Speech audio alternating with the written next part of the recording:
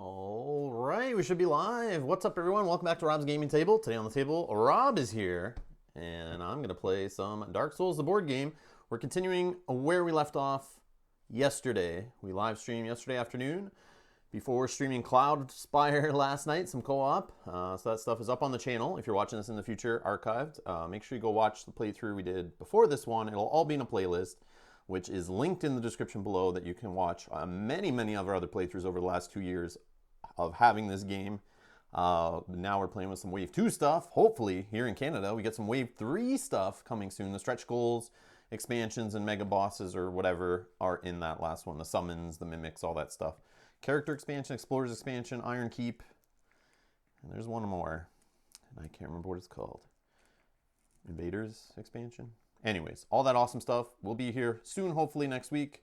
And we'll be doing some more Dark Souls streams next week, playing with that stuff.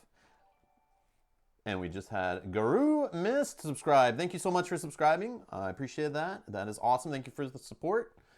Also supporting, that reminds me, thank you to our Patreon backers and those who are donating to our fund up there in the top right, the Too Many Bones Undertow expansion. We're trying to get that, which is basically a standalone expansion to get some more Too Many Bones, aka Chip Theory's games, footage on the channel to get some variety to our weekly Too Many Bones streams. I'm in love with that game, playing it every week.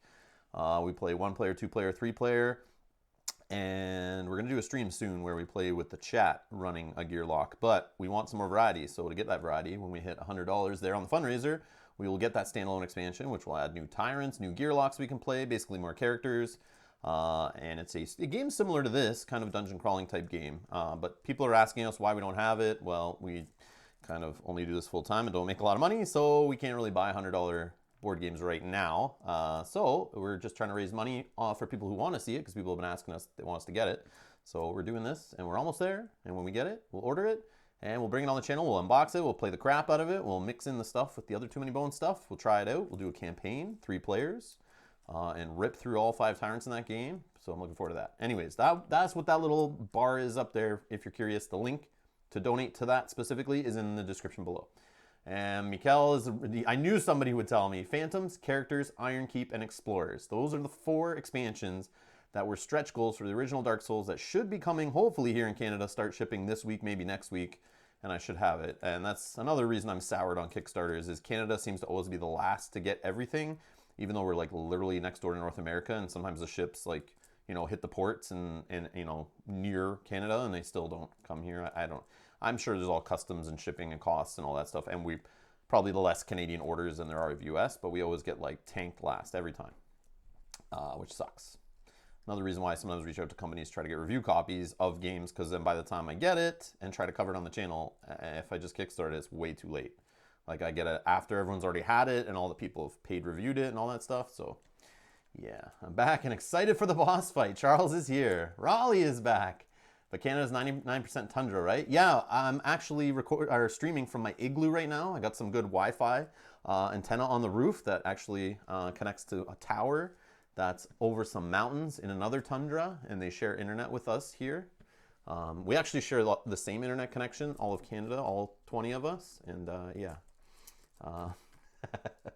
Yeah. I gotta go ice fishing after this to catch my dinner, and then, you know, you know what I'm talking about? Okay, so yeah, we're gonna get started. One thing I did want to point out, had an awesome comment yesterday after streaming on the stream from yesterday. The archive, I guess, was commented on. I just want to bring that up and, and give a shout out here, as it made my morning. Let me tell you, when I woke up and saw this comment. So JR said, he commented on yesterday's stream, yesterday's playthrough, and a shout out to him and his wife, who was awesome. He came across my channel a few days ago and loves all the Dark Souls stuff. I was watching so much. My girlfriend ordered the game for me for Christmas. Can't wait for more videos and can't wait to play it myself with some friends. That right there, that makes it awesome. That like motivates me to keep playing anything, like doing this channel. That like justifies it right there. Because that's like, I want to show off games that I like and my taste, and it's cool when other people find stuff that they never knew about or they never knew they would like. And we play through it here to give a taste of it so that you can judge for yourself whether you want to get it. And that's awesome. Spreading the Dark Souls love. And JR, if you're watching this, shout out to you. Thanks for the comment. Thanks for watching all the videos. There is like literally, I don't know, what, 30 hours or something of Dark Souls content on the channel already since we got the core set like 2 years ago. It's all in a playlist, link down below. So I'm just assuming you're binging it Netflix style. This is not it. We'll be doing more next week too. So make sure you subscribe, stay tuned for that. And shout out to his wife who's spending some decent cash there on Christmas for him to get this game and is not cheap. But yes, hopefully you play with your husband, JR. And, you know, because couples who play together stay together. That's for me and my wife. We live by that. And that's, yeah, hopefully your wife's a gamer too. But that's awesome. It's cool that she supports your hobby. Anyways, let's get to it. All right. See, set up, pretty much I think I have it set up. Let's see. Raleigh says, nice. The local river here hasn't frozen enough for ice fishing. Awesome. Okay, so let's see if I can get the book up here. So let's go through the setup. So I have Kalameet's book PDF up here, you know, just in case SoulForge actually has something different in the PDF than they do in the actual printing, if they've updated anything. I usually like to go to the PDFs for some companies because they like to update them with corrections and fixes. And it also looks nicer on my screen than me trying to get the camera to focus for you on the book. So, set up after the main boss. So yesterday we played against the main boss. We did some revised rules that are linked down below, where there's a whole bunch of revised rules in a Google Drive that you can also find those revised rules and more revised rules over on Board Game Geek in the files section for this board game. Board Game Geek, if you don't know, it's a huge database for board games. But there's a community there over the last couple of years is making their own house rules. So I picked one, I linked it down below. I stole a couple rules out of it to play through on the channel, kind of speed things up, try some new things out, improve the item deck, the treasure deck, less randomness, still some randomness though, but less randomness. And we played that yesterday. So we did a solo run with our knight buddy here, and he ran through Great Wolf Sith. So I got his items in my inventory. We'll review where I'm at, and we played through that. We beat him, obviously. You can go watch that run. Like I said, it's down below and there's a playlist link and you can see all of our other playthroughs there. And I'll be putting future ones in there too. If you're curious, you're watching this in the future. And we are going to play through the level 4 encounter here. So basically after beating that boss, it says here, set up after the main boss. Before a party can face the challenges of a mega boss expansion, the players need to reset certain elements of the game, much as they did after the mini boss. See the rule book. And then it says, after characters defeat the main boss treasure cards in the inventory. I did that already. Then pick up all the tiles except for the bonfire tile and place them back in the game box. Done. For step 1, tile setup. Place only the double-sided. So this big ass tile here comes with the mega boss. This is the mega boss for Black Dragon Kalameet. If you weren't sure, I threw it in the description. But we're playing Black Dragon Kalameet. One of my most favorite boss fights from Dark Souls. Just super fun. It just blew my mind when I realized it was happening. It's just like, you know, going through the grassy area like this, you know, and you just go down the ladder and you're just like, what's up over here? And boom, here we go. Yeah, so let's see here. So it says to set it up so that the doorway is aligned with one of the bonfire tile doorways. Well, I don't really know what a doorway is on here. On the other side, it shows a ladder for climbing down, so it's easier. I'm assuming you're walking through the river here, and these are like entrance ways down here where there's no mountains along the side. So I just lined it up here. I'll just consider this left side here my entrance, and then I just line this up for camera purposes, whatever. I don't care if they connect correctly or whatever. But I assume this is a starting side I can pick, or this side, I think, but I'm not sure.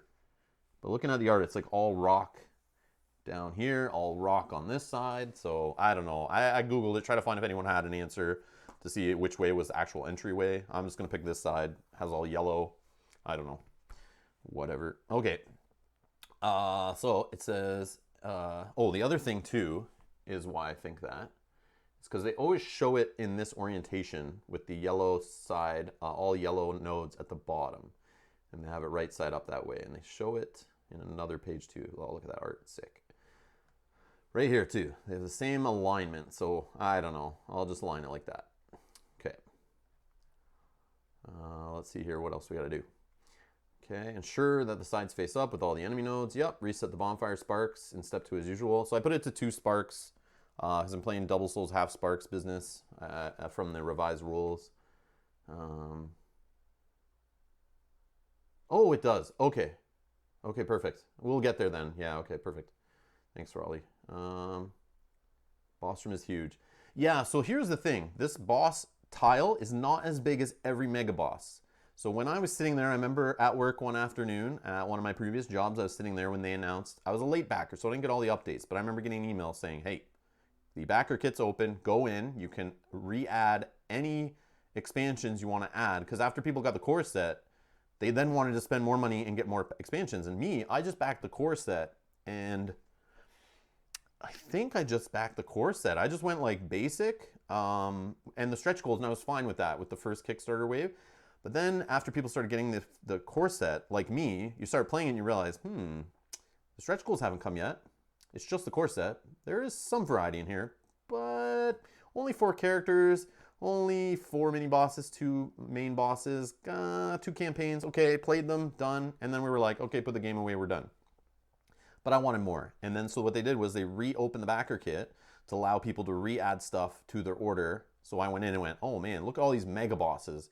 And they're super expensive, especially coming to Canada with shipping and the conversion and all that stuff to Canadian dollars. I was like, ugh. Showed my wife. I basically summed it up that I could get like 3 mega bosses out of all of them. I wish I could have got them all at the time, but I picked the ones I started looking at. I narrowed it down to like 4 of them, I think, that were ones that were nostalgic to me, that boss fights I just loved. So I just wanted a mini of like the Gaping Dragon. I wanted a mini of Black Dragon Kalameet. And I wanted a mini, the 4 Kings sounded super interesting. So I also looked at the size of the minis that you were getting for the money and the board, how big the board was. And I wanted to play on something that was big and different, because the size of the boards for the Asylum Demon Mega Boss, which I didn't know you could use him as multi-boss at the time, or I would have picked that guy. But some of the other bosses had smaller minis and smaller boards. So this is one of the bigger boards, which is one of the reasons why I kind of lean towards this one and the Gaping Dragon, because they're big epic fights. So I threw those in my cart right away and got those, and then the 4 Kings too. So these are huge. Not every mega boss has tiles this big, just so you know, just a heads up. Okay. Soon it'll be 6 mini, 7 main, 7 mega, and 10 different characters. Yes, but see, Raleigh, this is when I backed it. I saw all the stretch goal stuff, thinking like Iron Keep. Oh, I did the Dark Root Basin. I for sure wanted that. That's what I think I added originally. Because I was like, extra tiles, that has extra stuff. We get the Iron Keep, all the extra characters, the mimics, the invaders, all that stuff. I was like, okay, I'm happy with just that and all the extra items in those boxes. I didn't need all the mega boss stuff. It was so expensive for just an extra mini and a board and like 2 item cards. I was like, I'll be fine. But I wasn't, because it didn't come with any of the stretch goal stuff. So it made the core set feel very bare. But now, here we are, 3.5 years after backing, and we're just starting to get the full game put together that I shelled out all that money for originally. So yes, so here we are playing our first mega boss. And let's continue reading the rules here. Reset the bonfire sparks, did that, and find the game elements for the mega boss, perform step 4 encounter cards as explained below, and skip over 5 or 7. There's no change in character boards. Yep, we got the same one. Treasure deck still the same from yesterday. I just kind of threw it all to the side while we played your stream last night, pulled it all back out, so it's exactly where it should be. I just switched some items around. We'll discuss that in a sec. I started to look through my inventory before the stream started here. Tokens. He has special tokens too. We'll get to those in a sec. Instead of 4 random encounters of different levels, the party will face just one level 4 encounter. So on the other side of this is the mega boss side. This side is the side for a level 4 encounter. So we are going to shuffle it up and pick one. Now here's the thing. Instead of a random, the party will face just one level 4 before the showdown with the Mega Boss. Randomly select one of the level 4 encounters provided with the Mega Boss and place it face down. Yeah, okay, so we're not going to see it before we get to mess with our items and stuff at Firelink, right? But it says if we reveal one that I don't have the expansion for, so which is really weird. I didn't know this was a thing, but when I was goofing around with this the other night, just checking out Black Dragon when I unboxed them, there is cards in here that require the Iron Keep expansion for these encounters, which didn't arrive. It's not even arrived yet to me, but it didn't come out till like a year later. So some people have these expansions, have been playing with them, and like some of the cards are dead because you don't have the minis, the characters, all the stuff needed for them, which I found super interesting, that they obviously designed it all together, but just had trouble manufacturing it all, I guess, quick enough, or they didn't have the funds, maybe, is what I'm leaning towards. So they had to do some other Kickstarters to help fund Dark Souls stuff because they're mismanaging their money. That's the vibe I get, but based on business and corporations and how things usually work. So yeah, so I'll pick one of these, and if it has stuff on it that we don't have the expansion for right now, I'll just end the stream and wait till next week and the mailman comes and we'll continue.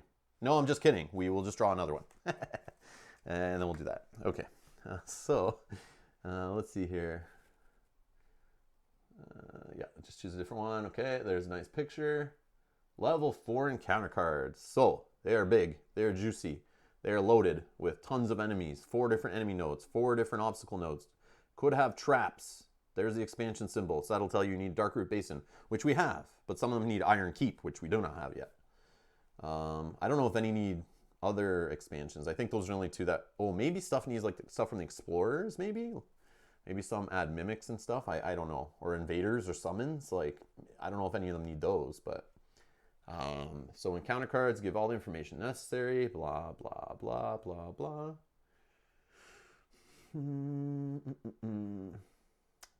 Okay, let's see. What's this say here? Additionally, in level 4 encounter, all 4 nodes along the wall beside the doorway are entry nodes, rather than the usual 3. Well, thanks, Captain Obvious. All right. If a party defeats all enemies and no characters are killed, the party wins. Remove all, blah, blah, blah. That's the same. Oh, and then 8 souls per character. Oh, so we're playing double souls. So I get 16. Ooh, juicy. And I don't think you can farm it. I'm pretty sure you can't reset it. You're just kind of stuck. Oh, here's the picture you're talking about. Ah, there we go. Entry node. I see. I swear I looked through this book the other day and I didn't even notice that. But it just popped in my head as I was trying to set it up on the board. I was like, wait, which side's the entry node? Yeah, okay, cool. That's in there. I just skimmed right over it, I guess. Okay, so yeah, there's a bunch of baddies. You put your obstacles there, you know, your crappy cardboard because we don't have plastic yet for our treasures and our tombstones. And then set up after level 4, we can deal with that. But once the party has successfully defeated all enemies, it's time for the mega boss.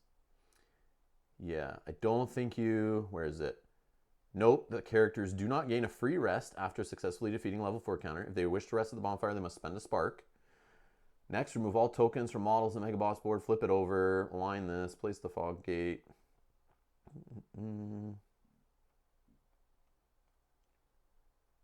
After successfully navigating level 4, the Mega Boss lies in wait. Final test. Mega Boss have more health than main bosses, and they're more devastating. They follow the same rules.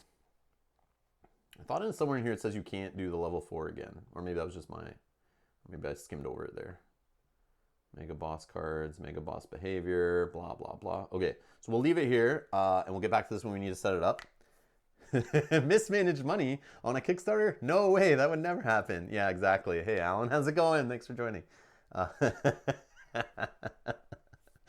Raleigh says, Explorers 2, I think. It has Spear, Silver Knights, and Fireball. Oh, yes, nice. Yes, so more enemies, yeah. Anything with, like, little enemies in them, I guess they would pull from. That makes sense. Otherwise, like, when we use those guys, unless they just give cards in there.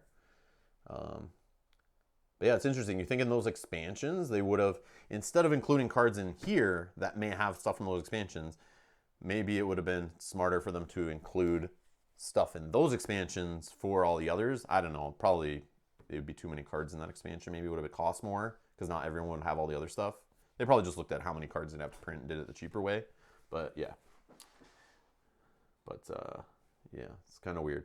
It's also kind of sneaky. Like people are going to get it and be like, oh, 2 out of 4 of my cards don't even work. So I only have a 50-50 chance I know what it's going to be. Unless I go shell out a bunch of money for an expansion. It's like I'm kind of being forced.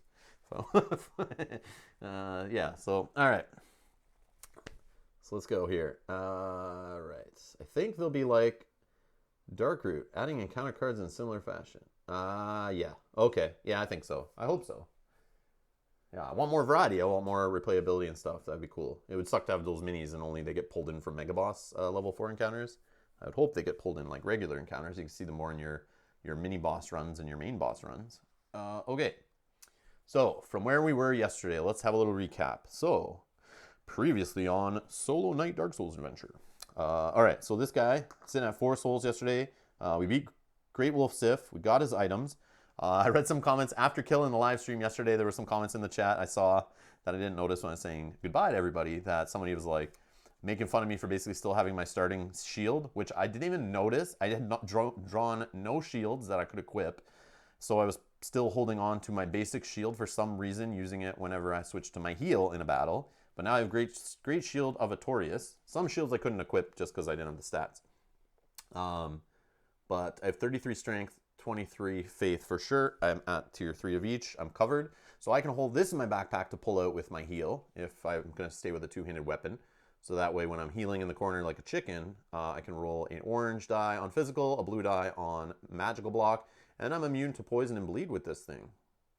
So hey, why not? Can't take any upgrades, which is fine. It doesn't have any attacks on it or anything. But I can have that shield, worst case, when I want to be a chicken. So I still have heal in my backpack, so I can go into recovery mode at some point. I'm not sure. I played one level 4 encounter, one of these 4 cards the other night, just goofing around. I wanted to try out the board and just see how an encounter went with tons of dudes on the map. And I wasn't playing very strategic. I was just kind of goofing around, having fun in the evening. I wasn't being too serious. But there was lots of crossbow hollows that were shooting me, and I thought nothing of them. I had decent stuff, but I was weak on the magic defense side. So even their 3 attack magic, when like 3 of them are attacking you over and over and over from the other side of the map, and it would take you like 4 stamina to get to them, to even kill one of them. So you just leave them, you forget about them, you go after stuff that hits you harder. But those 3 attacks, over and over, man, they drilled my health down. 1 point here, 1 point there, 1 point here. And eventually I was stuck and I had to use my flask. And so I'm keeping that in mind. If the risk there of archers hitting me over and over again, or magic attacks repeatedly, I have to take magic seriously. And that will also help with Black Dragon Kalameet, who we will eventually fight, because he, I know from his fire runs, he does magic attack, burns half the map. I don't know his regular attacks, how many are magic, but I remember I played him once after using my flask. I just went in and fought him for a bit. I died pretty quick, but I saw that he does have some physical. I think he had a magical, but he definitely did magical when he's flying around in the air, so I can assume we'll get hit with some magic attacks repeatedly. So I'll assume it's a 50-50, but in the level 4 encounter that I'm worried about right now, I'm going to switch out the armor I had before yesterday. I kind of finished off. I mean, maybe I will, but I think I was running with the elite armor at the end just because I thought, hey, I didn't care about magic so much. I was going physical, more worried. So that I was rolling 2 blue and a black for defense on physical to help keep me alive, and I figured I'd just heal if magic started becoming a problem. Well, now I'm at a level 4 encounter where it could be, I don't know, I could be hit with magic all over the place, and if I'm literally just rolling a blue or a black die alone for magic, I'm going to be getting hit with like full magic attacks because I'm going to be rolling misses or ones and be taking tons of hits. So I don't want to do that. So I don't know what's on this card right now. I could fail, go back, do a spark. I would know what's there, tweak my stuff, because this is like the mega boss, is the final thing. So I'm not worried about keeping sparks so that I get multiplied by souls and all that stuff to move forward. There is no boss after this. I'm not playing a campaign or anything. So I'm definitely, I think, not going to use my Elite Knight armor. I'm going to toss that back in my inventory. So I'll take the stone armor for now. I don't have any upgrade slots on it, but at least on magic I'm rolling a blue, and an orange is not as good as 2 blues in my opinion, but an orange on physical is fine. But then after unlocking Artorias' stuff at the end, I got these 2 swords. Now I was kind of like, I don't know, I'm rolling orange dice already at range 1, and I got a black die attached to it as an upgrade. But what I didn't really look at and pay attention to is look at the defense on these items compared. So I got a black and a blue and a blue and an orange compared to just a black. So if I like playing defensive, I picked the knight. I like that build. I like playing like, yeah, hit me a bunch and hopefully I survive, then I come and smash you. So I may just want to try to equip these if I even can. I haven't really looked at the stats. I just remember looking yesterday quickly and I knew I didn't have all the stats for the greatsword, which is magic. Which magic is going to be better against some of the enemies in the level 4 encounter, we hope. In general, usually they are. Not everyone, but in general. And it's slightly better against Black Dragon Kalameet because he blocks 3 on magic resistance, but 5 on physical. So, or 4 on physical, And 4 is pretty like huge because I don't think I really roll over 4 attack very often. Maybe like 5 or 6 here and there, but like, so I'm pinging him for 1 damage, and the guy's running around with 30, what is it, 38 health. Where'd he go? Oh, I lost the card. Oh, it's in my hand. Whoa, okay. So he's 38 health. So that's going to take a while if I'm literally only getting physical attacks through for 1 or 2. So I'm looking at this, the magic one, thinking, okay, that's like basically like saying +1 damage on there, in my opinion, just because he blocks less. And on the enemies, it's great for them. But then I look and I see 24 strength. Okay, we're there. Then I see 20. Nope, I need 6 to get there. I only have 4 souls. Not happening before this encounter. Maybe before the boss, though. And I still need to spend 4 more on intelligence to hold that. I'm good for faith. So what did I say? That is, I need to get 20 on these 2 middle stats here, dexterity and intelligence. So that's 6 plus 4. So I need 10 souls to even do that, which I'll get after defeating level 4 encounter. So I think I want to work towards this, because having a blue and an orange on defense alone, and maybe, like, I only have drawn 1 upgrade, which has been super annoying, and the deck is only so thick left. So I haven't drawn an Ember yet either. Hopefully, there's 3 Embers, I believe, in there still, 3 Titanite shards, and I haven't seen any gems other than this 1 heavy gem I've equipped. So hopefully I see a gem or a Titanite shard or Ember or something that I don't think I'll equip it on the halberd if I'm working towards something here, but this takes 2 upgrades. So I can also maybe get a +1 or another black die on this thing, and it rolls no stamina. Just the problem is I like a +1 range on this, so I don't have to be in the node, and it kind of like saves you stamina if you want to back off after. So yeah, that's the only downside is this, having less range. But I mean, that defense, if I can sit there and take hits over and over again, and not have to worry with him so much, and don't have to stop and heal so often, I should be good. But I can work towards that, the great shield. The other one though, I can take, it's 14 on bottom 3 stats, 24. So I could literally spend only 2 souls right now and equip this one. It's physical, and I could use it right now. And it could take upgrades, but I probably wouldn't attach it because I'm working towards the other one. But going into this battle, it's rolling. The only reason why I'm thinking about it is to survive the, 8 enemies, 10 enemies, whatever it's going to be, to survive longer for all those first hits. So I start killing one here, killing one there. I need defense. So however I'm going to get defense, I'm not so worried about offense, assuming I can still kill an enemy, the weaker enemies, with 1 shot with my weapon. Hopefully, it's to slowly, each turn, take out an enemy. The only problem is these are 2-handed, so I pulled out of my inventory. The only single-handed weapon I got was this Sunlight Straight Sword, which again, I need to spend 2 to upgrade my dexterity to even hold this thing.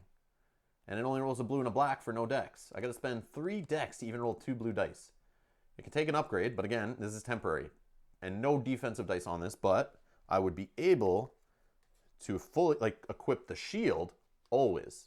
And the shield can fill in the missing defense there for me and kind of save my ass right now. And then I just hope a blue and a black are pretty much enough to kill some of the enemies at the beginning, and would be enough to get me through this encounter. Even if it takes longer, if I have the defense to kind of keep myself alive while I heal and while I attack, so I can be a little more aggressive if I can block.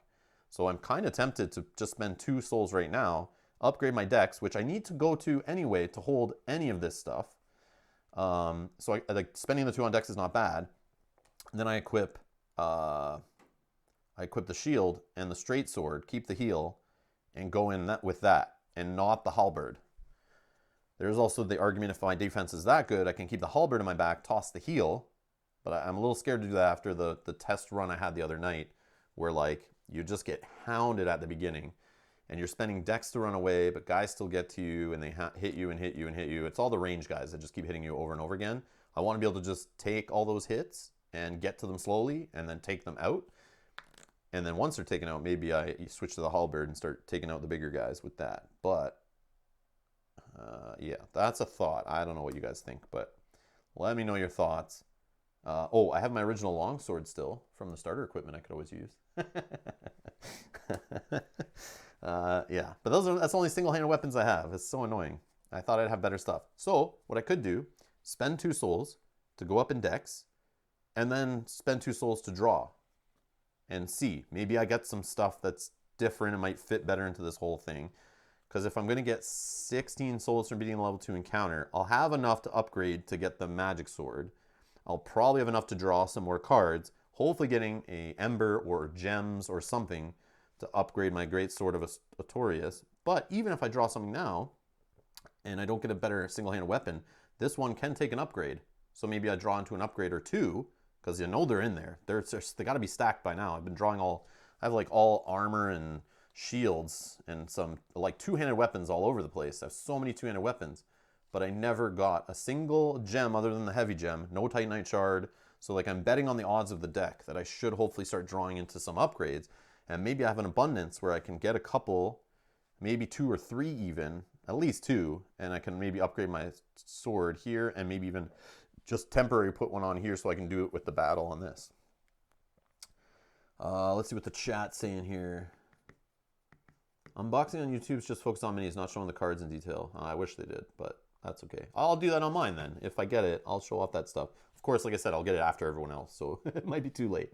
Level 4 encounter, well, I'll play through it at least, so you'll get to see all the cards in the playthroughs. Level 4 encounter being 1 and done is second sentence on page 8. Okay, thank you. Thank you, Raleigh. I knew it was in there. I thought I read it. And then Vinyl's here. Hey, Rob and chat. Dragon Day hype. Yes. Oh yeah, I didn't even put him on the thing, but yeah. here's what we're working towards. I just assume everyone knows who he is and has been watching since yesterday, but yeah, we're gonna fight this ginormous mega boss dragon mini. Super awesome. Super awesome. Looks good. And no, I don't pay my minis. I wish I could. Anyways, all right. I would go halberd, but swap to it only when attacking. Shield plus heal. So same thing I was doing yesterday.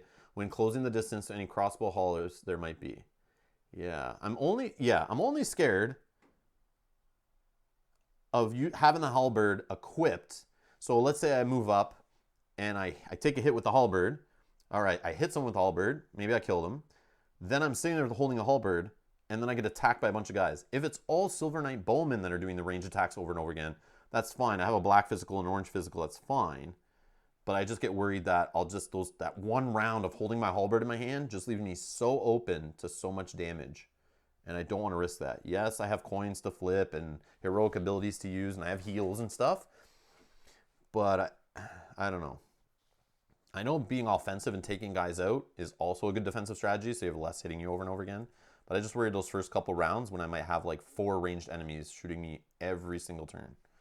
Not to mention some melee guys doing it up close. So I'm looking at defense dice as like always having good defense for this encounter. The boss, we can switch it up for the boss, but drawing 2 before spending would be a good idea. Maybe you'll pull an upgrade. Yeah, level 4 rooms are so big you can easily kite enemies far away. Yeah, the melee enemies, yeah. We'll see. Okay. Yeah, okay, so I'll spend 2. And I'll spend 2. Let's do 2 souls on our awesome Lord of the Rings LCG dial here instead of fiddling with little tokens.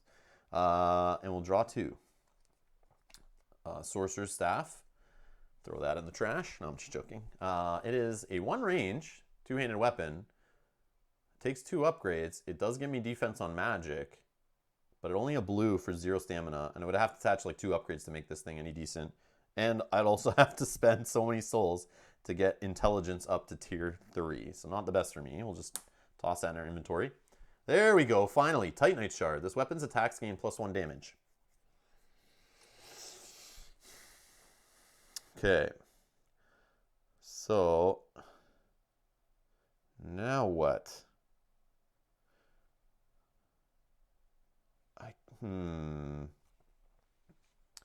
So I could just save this for the great sword, but I'm assuming I'll draw a few more cards if I beat this encounter. But let's say I'm just worried about this encounter right now, and let's say I wasn't going to take the halberd in. Is there an argument to just taking this Sunlight straight sword, attaching this to it, rolling a black and blue for free with +1 damage? So I'll probably roll like 3s usually, And that's enough to get through and kill most of like the Silver Knights, the crossbow guys, and get through all their damage. But sometimes, yeah, I will roll blank and a 1 and then a 1, and it gets a 2, doesn't get through anything. But I also got to worry about the sentinels and those big stone soldiers, stone knights. But then also this weapon now becomes attached permanently, and I can't take off this Titanite shard to then use on the greatsword, assuming I draw no more upgrades. And I would like to have an upgraded one of these swords for the boss.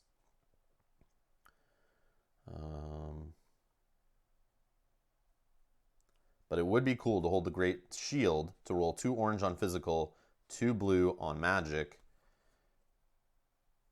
and just run around with this fully equipped the whole time. And if things do get out of control, I can switch my heal for the Sunlight Sword. But to use this sword, or even the Great Sword, I have to spend some dex. So I can't draw anymore if I'm going to do that. This is tough.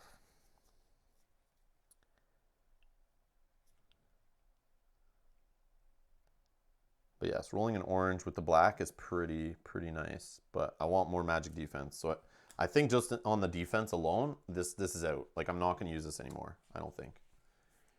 I tend to prefer something slightly weaker that has reach over 0 range stronger weapon. Ah, Raleigh, I totally agree. It's just the defense is scaring me away from this thing. I love range 1. Range 1 or more. Range is my jam. I love it. But, yeah.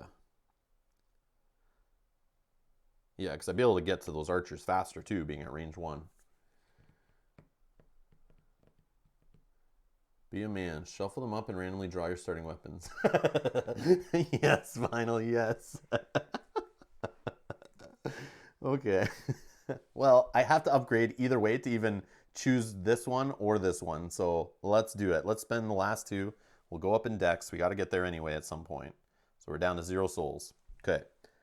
So we're either... so this is not attached yet. So my real option I'm really going to choose between is I dual wield with the Cursed Sword. And for free, I'm rolling a black and a blue, similar to this. Except for this, I would have to 2-hand. And it's 4 stamina attacks, pretty nuts, but at least it has defense dice. But then it's not as good as me holding a shield in single-handed. I think I've answered it for myself. I'm not going to use the Cursed Sword. Do I risk it and attach an upgrade to the Sunlight Sword for this room? And then I hope to draw upgrades to attach to the Great Sword before going to the boss. Because I will not use this in the boss fight, that's for sure. Do the rules you use really double level 4? Oh, no, they don't. They don't. They do not. They do not. They do not. You are right. It is 8 souls. Oh, man, I didn't even think that. You're right. It does not. Actually, I have it up here. Now that you say that, I do remember. Where is it? I'll find it. One sec. Yes, I think I read that yesterday. Sorry, it was yesterday I read that. Let's see. It is in here somewhere.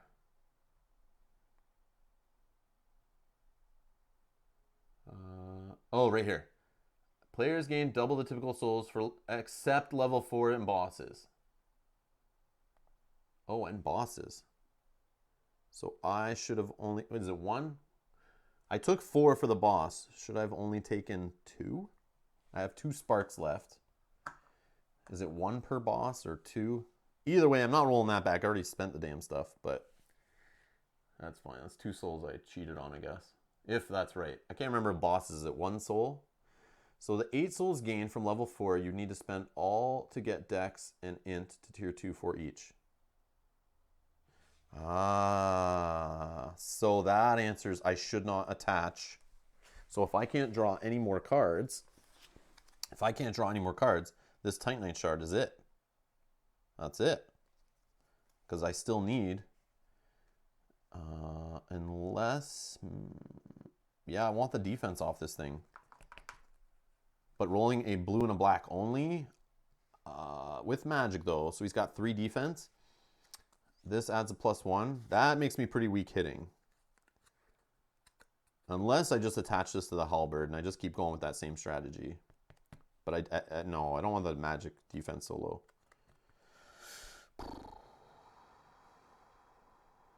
Yeah, I might be stuck just taking the halberd in. I don't know. Unless treasure chest in level 4. Oh, true. Yeah, I didn't get any treasure chests in my run yesterday at all. Super frustrating. Not a single one. I don't think. Maybe one. But I'm pretty sure it was 0. So that's why I've been drawing like not as much through the deck. But yeah. So do we bank on that? I'm scared now to spend this Titanite shard then. Because I think I'm going to lose it. But for regular enemies rolling a blue and a black, I could spend stamina to roll 2 blue. 2 blue. Could get like 4, 5 on a good day maybe. 6 tops. Which is decent damage, but that's not really great.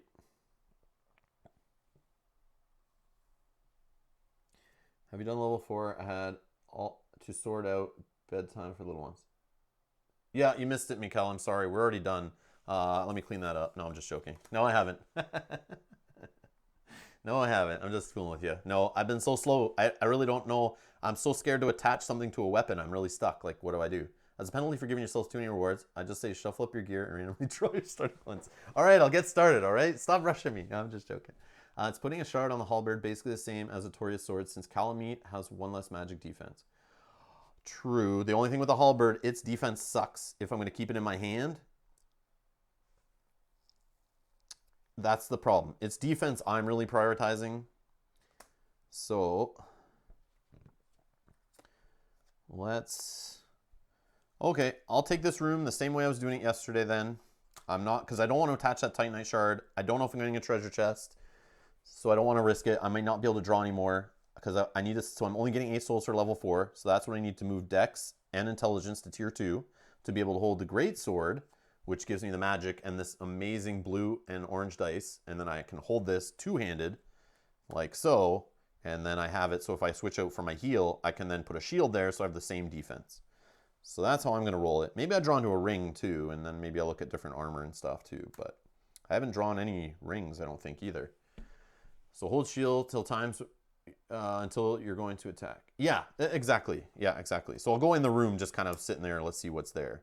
So I'll throw heal up front, and then, yeah. I'll just keep the halberd from yesterday and just do it that way.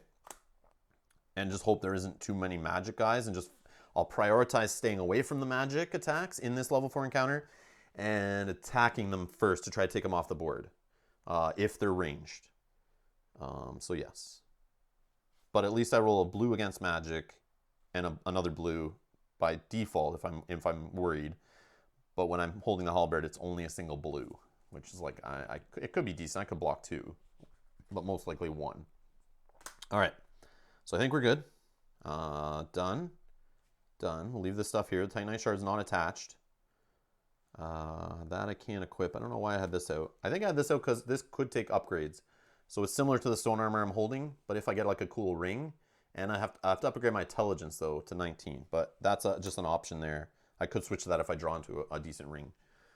Let's see, I've actually done more than 1 double shield runs, having 2-handed weapon and backpack. Really? I never thought of doing that. That's cool. I know there's shields that actually have attacks on them, which I thought is kind of cool, that you can like maybe double that up, but I don't know how many there are that actually have attacks.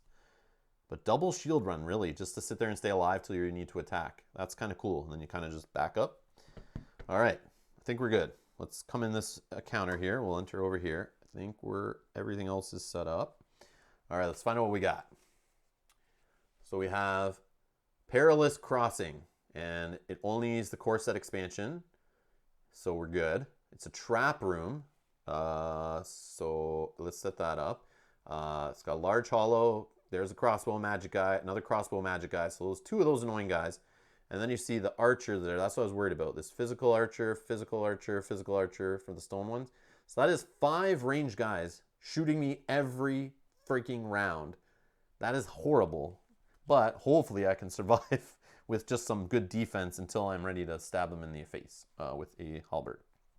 Gargoyle's halberd, mind you. Okay, let's see here. Especially one player, learn the pattern behind your shields, then start chipping away. Makes sense. That's cool. I never even thought to do that. Maybe that's something I'll try in the future. All right. So let's get some of these traps here. Okay.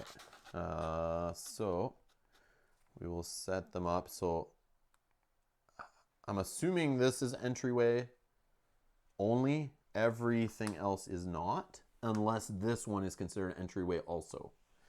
That I'm not sure. But if anyone wants to chime in on the chat, that's the only thing. So nothing will go along this one, but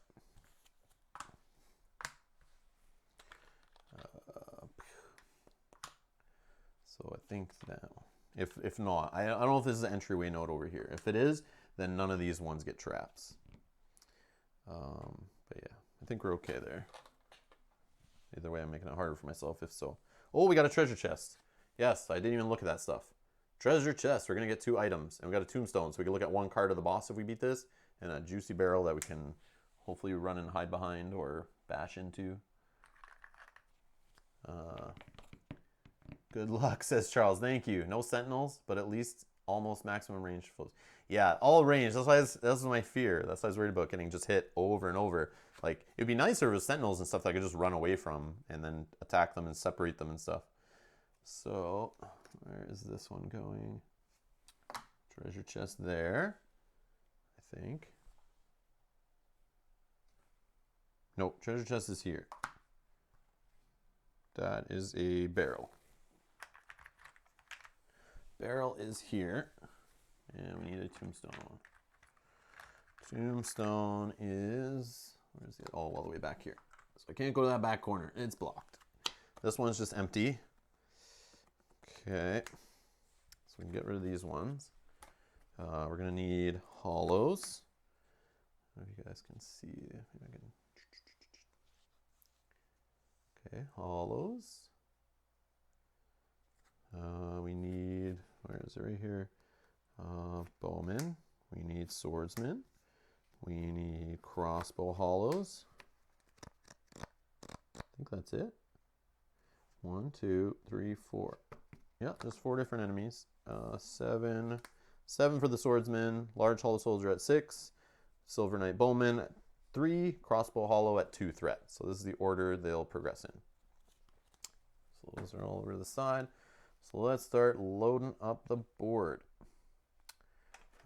We need 2 of the large hollow soldiers on this one, and 1 on this. Ooh, those look similar. This one. Okay. Then the 2 crossbow hollows go with those guys. Okay, crossbow hollows, shooting some magic across the board. So that's only magic attack of 3, but see, that's what I was afraid of. But at least it's only 2 of them repeatedly. Hopefully I can kill those guys, so I don't have to worry. But I mean, I'm rolling only a blue against it, but it's that 1 chip that keeps coming through. And I can't use my heroic ability against it since it's only on a block roll, not a resist roll, is my understanding. Okay. 2 swordsmen and an archer are going on the double one right here. 2 swordsmen, and then on the other one, archer, archer, swordsman.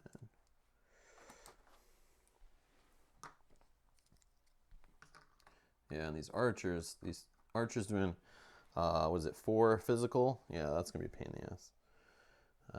Okay. Back wall should have fog gate like normal boss room. Oh, okay. Yeah, you're right. That's got to have somewhere, right? Yeah, that would make sense. You need like at least 2 doorways, right? Okay, so no traps back there. Looks interesting. Okay. Let's see. So got that node set up. That node set up. That node. That node. Got all the objects. Got the traps. I think we are good to go. And that treasure chest, I feel good about that. Hopefully I get a Titanite shard, another one, or some upgrade, a gem that I can equip that I actually have the stats for. Or a ember. An ember would be sick. I wish I had an ember already, but Been hurting on the embers. Haven't seen one yet. Okay. Where do I start? Where do I start? I feel like I want to start up here. Like, I don't want to be stepping on traps either. That's the other thing. I have no roll, so like I have no way of dealing with that. I could start here. No, I kind of have to use like this path. So I could just bait this guy over here, then go around this way. I could have this guy move back to this node. Then I can come in and stab this guy. I want to get back to these guys. These bowmen are going to move this way, back here to this corner. So back here is going to be like a collection of Silver Knight bowmen if I stay on this side of the map in this corner. And I could kind of try to traverse. I can go like through here, break the barrel to get around back here. I might have to step on a trap over here somewhere to kind of like free up a path to run around the outside of the board a little bit. Sun Princess Ring plus Chloranthy Ring Epic Draw. Sun Princess Ring, that's heal, and the Chloranthy Ring is like stamina, I believe, right? Recovery? Yeah, that would be awesome. But I don't know if they're in this tier 2 deck that I built, like based on their stats. I think the Sun Princess Ring is, because it's like, or that might be an earlier treasure. I don't know. That might have been in the deck 1 that they had me build based on the 2 tiers in this version of the house rules or whatever, or the variant revised rules. Okay, I'm thinking there. This guy 1, 2 can't reach me. Obviously these guys can't reach me. It's just the range jerks.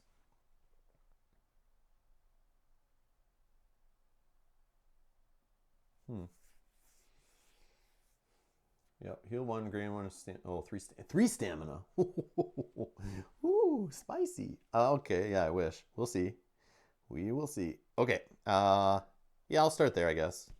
Okay, so, first, swordsman. Let's do this guy. He'll go 1, 2. He has no range, so he does not hit me. This one, let's do 1, 2,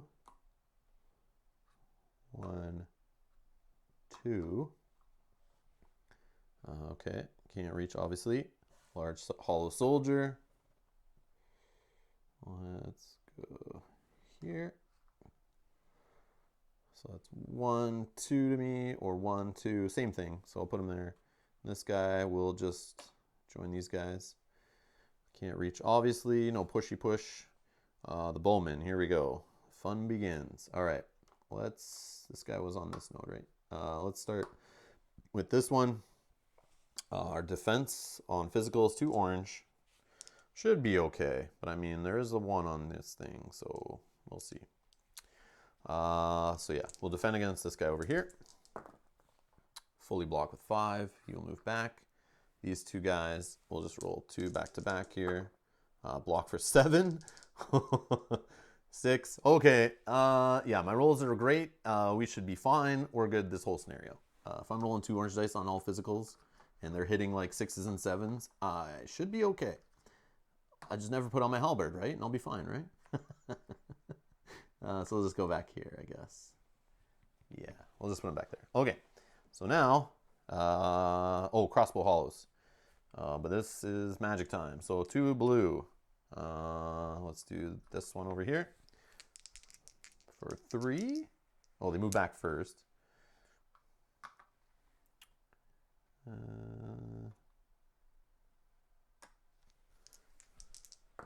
So 1, I block it for 3, just enough, and block for 5. So fully blocked. Didn't take any hits the first wave. It's great when you're holding a giant great shield of Artorias. Let's see, wasting all great defense rolls early. Can't wait for 1+1 rolls versus boss. Exactly. That's exactly what I was thinking. Oh man. Okay. This is my fear. Okay, so we are going to, I guess, switch out and throw halberd up front. Let's start attacking stuff, I guess. This is where we'll see how it goes with the shield in the backpack here. So So I need to take out these magic guys. If I can run around with the halberd pretty good, rolling orange and a black, I think. Wouldn't be the worst, but on physical, but just one blue on magical is my fear. So I could stay over here, and I still don't have to worry about these two. I could just attack this knight here, try to get rid of him, then just deal with the push. But I think I need to go, like I want to go super aggressive, just go to these range guys. But I don't see a place I can get to, even if I use a bunch of stamina to get like back here somewhere and then attack this guy, then I'm getting hit by all these guys. So I fear this group. I shouldn't have maybe put them all together like that, but so yeah. I could, so there's a trap under them, right? Yeah, I could use the push off this guy to just help me out.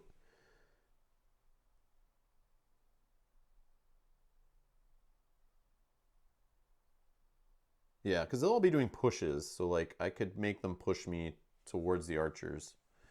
So we can do that kind of game.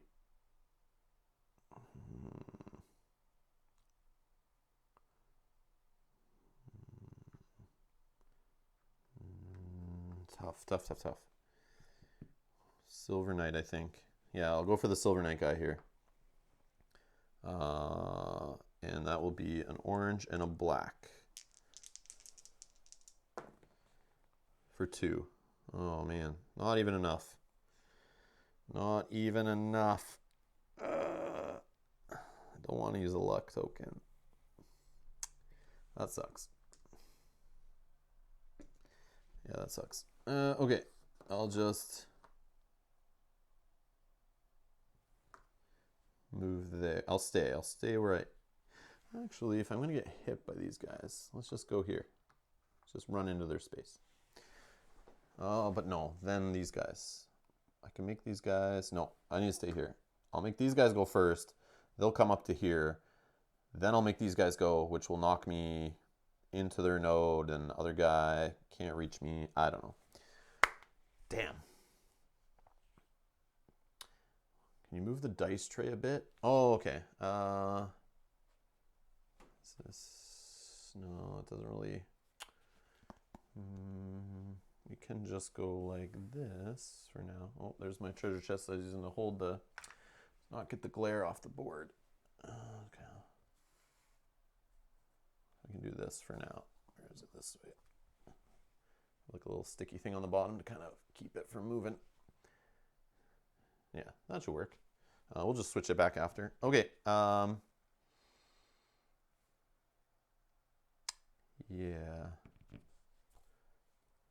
Yeah, I think we're okay. So let's do, it'll go Silver Knight. We will make these guys go 1, 2. You know what I should have done? I should have just done my full attack with the halberd and not played games. Get some stamina, but whatever. 1, 2.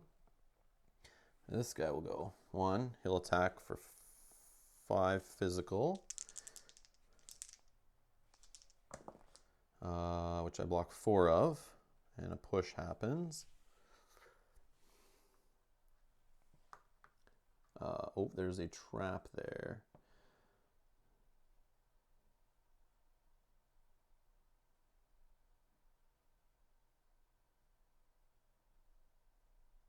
Yeah, let's just push into these guys. And this guy gets closer. Actually, let's move him up in the corner. He'll go this way. Doesn't get me. This one, he will go this way. Okay, they can't reach me. Then Silver Knight Bowman. So let's just roll 3 in a row here. So this guy's going to stay here, obviously. That's as far away as he'll get. These 2 are going to move this way after they fire. But we'll just do 4 in a row of physical. So black and an orange. Blocked with 5. Second one. Take 1. And third one. Take 1. That heal spell is smelling good right now. All right, so they're good. Crossbow guys, they will move back 1. And back one. Okay, they're going to do 2-3 attacks. This is only a blue die. Block 2, take 1. Yeah, see what happens when I take my halberd out? Block 2, take 1. Yeah. Is it wrong that I just want to put the shield back on and do some healing? You know, given what they do in the video game, Silver Knight Great Bowmen really should have push on their attacks. Yes, I agree. Man, that one part in Dark Souls where you have to walk up the that like thin path thing and they're shooting you. Yep, had nightmares about that section for a long time. I forget what that's called. That beautiful like castle place. Oh man. All right. Okay, so my turn. Lose stamina. I have none to lose. Let's switch back.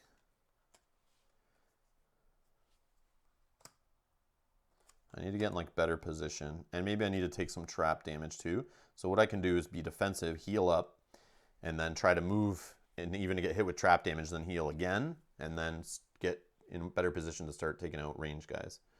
Because that's really what I need to do. I need to get away from all these jerks. Because they hit harder, but as you can see, that range stuff still gets through. Okay, so I switch. Are you a patient person, or did you end up printing Sorcerer PNP? No, I haven't did any of the print and play. I didn't know about the print and play stuff till last week. I didn't even know that stuff existed. Like I said, I late backed the game. So because I did a late back and got into the Pledge Manager that way, I don't get any Kickstarter updates automatically.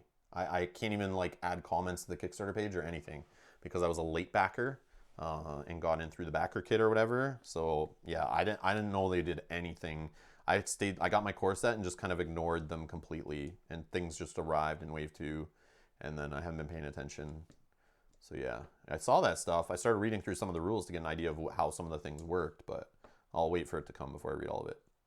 Okay, so let's do, I also don't own a color printer, so I'd have to then go to like Staples or whatever, someplace where I can color print, and you know, that's effort and money, and you know, I just, yeah.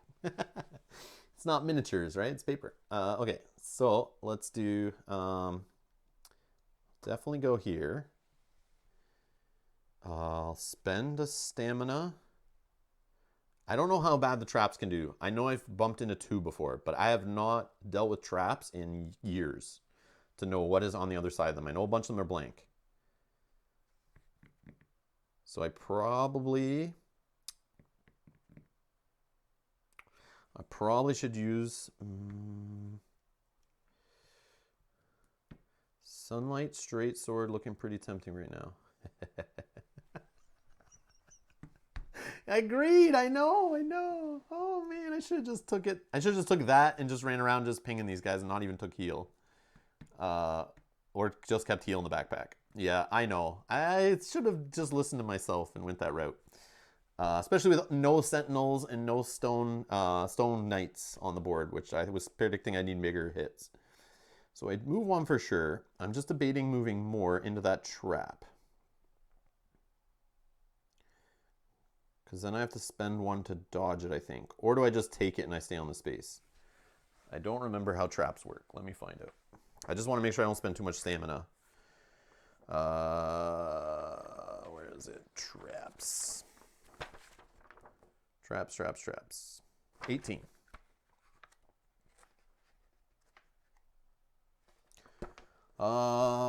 If the encounter, trap. If the token is, okay, where are we? The first time a character moves onto a node with a face down trap token, flip the token over. If the token is blank, nothing happens. Otherwise, the character must suffer damage or attempt to dodge. Okay, so I can just take the damage and stay there. A trap's damage cannot be blocked. Traps cannot be reset during an encounter, blah, blah, blah, blah. Okay. Yeah, I just want to know if I had to dodge and spend a stamina, even if I got hit. Okay. So let's spend...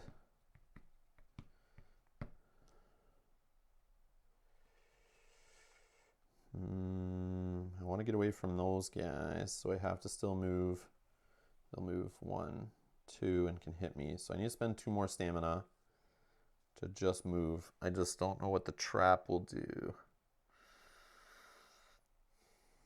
Then I debate just spending 3 right now to heal before moving. Let's do that. Let's do 3 before moving off my heal to get rid of 4. And then I'll move 1, 2. See what the trap does. Ah, it's a 2. Crap. Okay. So I'll take 2 more. I don't want to drink my Estus though.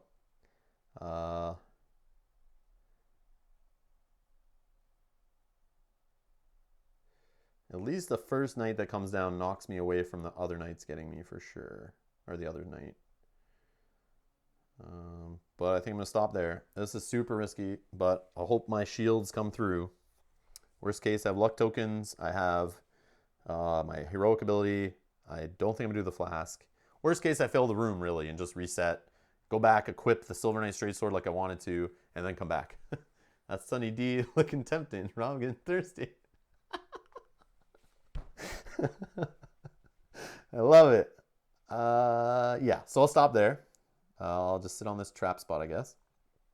So my question is, do I get hit every time I step on that spot now? Or only when it's flipped, it's like used up? If the token is blank, nothing happens. Otherwise, the character must suffer damage or attempt to dodge. Trap's damage cannot be blocked. Traps cannot be reset during an encounter and will not trigger again during that encounter. At the end of the encounter, flip all trap tokens face down, but do not move them off their nodes. Trap tokens have no effect on enemies and cannot be triggered by them. Oh, they're all right here. So there's a 2, a 1, a 3. There's a 3, a 1, and a 2. And so they all have different like dodge values there. Okay. I didn't know there was a 3. That would have been bad. Okay. Dodge for 1.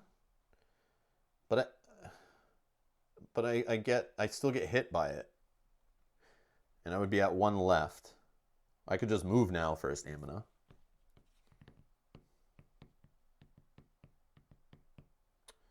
But no, I think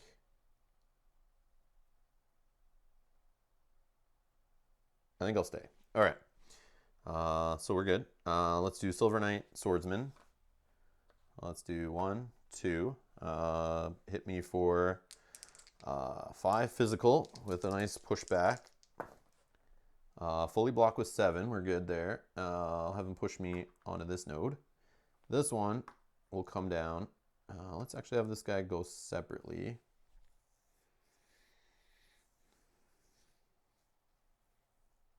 And this one, 1, 2. Okay, these guys, 1, 2. They can't reach the bowman, so they're gonna work their way up to this corner now. So I can make them go further away from me, working their way up this way, right? And this guy will go this way. Okay, so this is gonna be 4 physical attacks in a row. So we'll roll these dice. Once, block for 5. Twice, taking 1.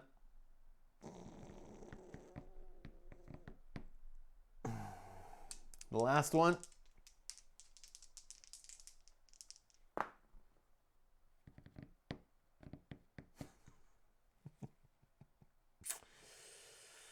Heroic action.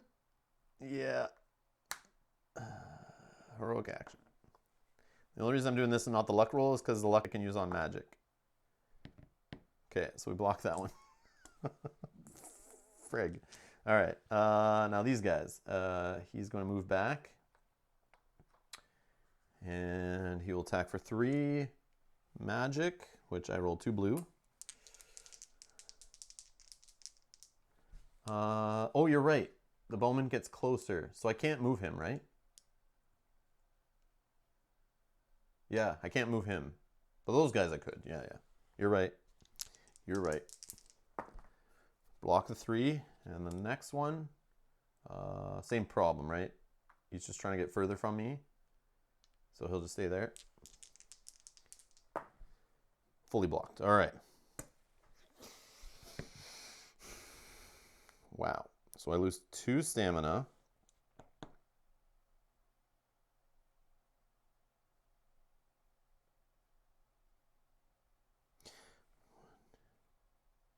Did I forget to clear stamina at the start of the last turn for some reason? I feel like I might have been sitting on too many. I spent 3 of it. I was here. 1, 2. So that would only been 1 stamina to get there. And then I spent 3 to heal. I think I may have forgot to clear it at the start, but I don't think I had anything.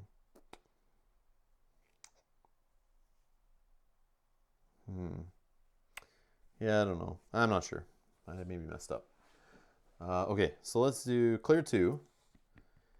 Then we're going to, let's just use the basic heal ability, stamina and a health. And we are going to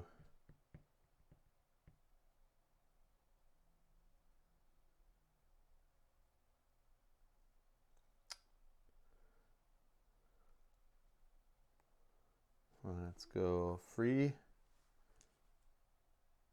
I did remove 2? Okay. Okay. Yeah, maybe I just goofed up. Oh yeah, because I did 3 healing before. You're right. Yeah. Now I would have had 3 on there. It makes sense. It makes sense. So I'll spend 1 more. I'll just get into their space. Okay. So Silver Knight Swordsman. 1, 2. 1, 2. 1, 2. These guys. 1. 1. The Bowman. So 4 physical in a row, or 3 physical of 4. So let's do this first one here. I block it. He goes away. Turn 3 dead enemies. Looking juicy. 0 dead enemies. Oh yeah. I know. It's bad. I told you I took the wrong weapon. I didn't want to take that halberd, but I just need to start taking out some range guys. I need to clear my bar and then get a little risky. So fully blocked. Go this way. The other one, fully blocked. Go this way. These guys gonna move back 1. Magic of 3. Block. And this one, magic, block. All right, came out of that with nothing. So lose 2 stamina. I will spend 3, heal away 3, and then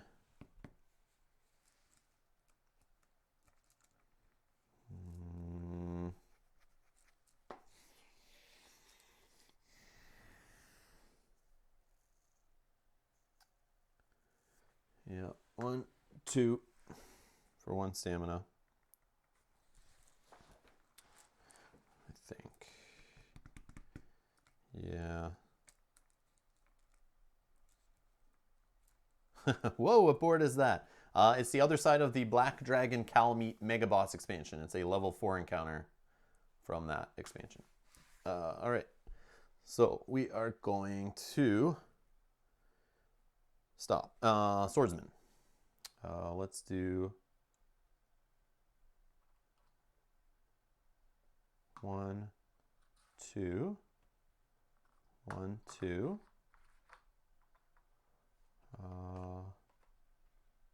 1, 1.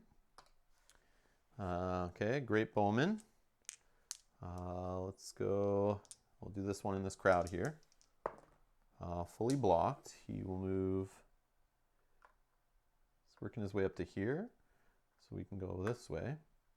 Let's do, actually, let's move him up here with this guy. These guys, let's do 1 blocked, 2 blocked. They will go here. Okay. Then the magic guys, let's do back 1, block the 3 attack fully, and the other one, Let's go up here. Blocked fully for 4. Okay, so start of my turn, 2 stamina.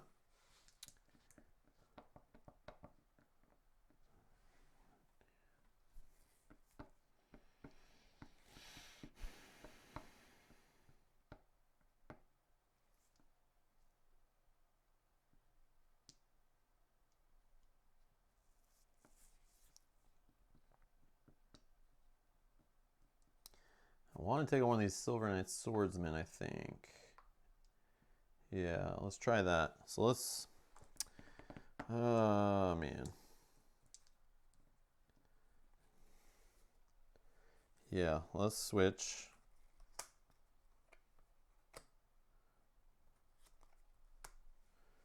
Okay. We're going to do just the regular attack of an orange and a black. And we just hope not to roll... Yeah, I got to start poking things. So I'm going to try to poke at this group here. Just hit one of them.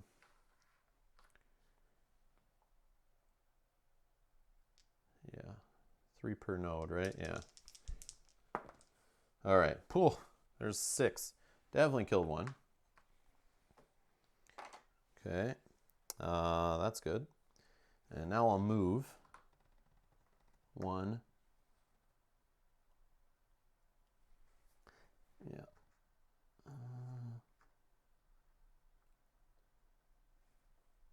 2. Let's do that's stamina, and then 1 extra to bust the barrel. So we can get some extra moving around the board here. So we're on the barrel node. Okay. All right. So now Silver Knight Swordsman. Let's do 1, 2. 1, 2. Then these guys, they'll do 1. And where's the other one? Let's do 1. Can't reach. Now the bowmen. They are here. They want to... I don't know. Bowman. So 4. We'll do 1. Blocked. Blocked. And these guys will go this way. And then this one over here. Blocked. Oh, I'm rolling the wrong dice. Wrong dice. Wrong dice. So let's redo these guys. Yes, wrong dice. So I take 2 from the first one. Block. And then this one here, who's going to move back here. Block. Okay. Okay, my turn. Lose 2.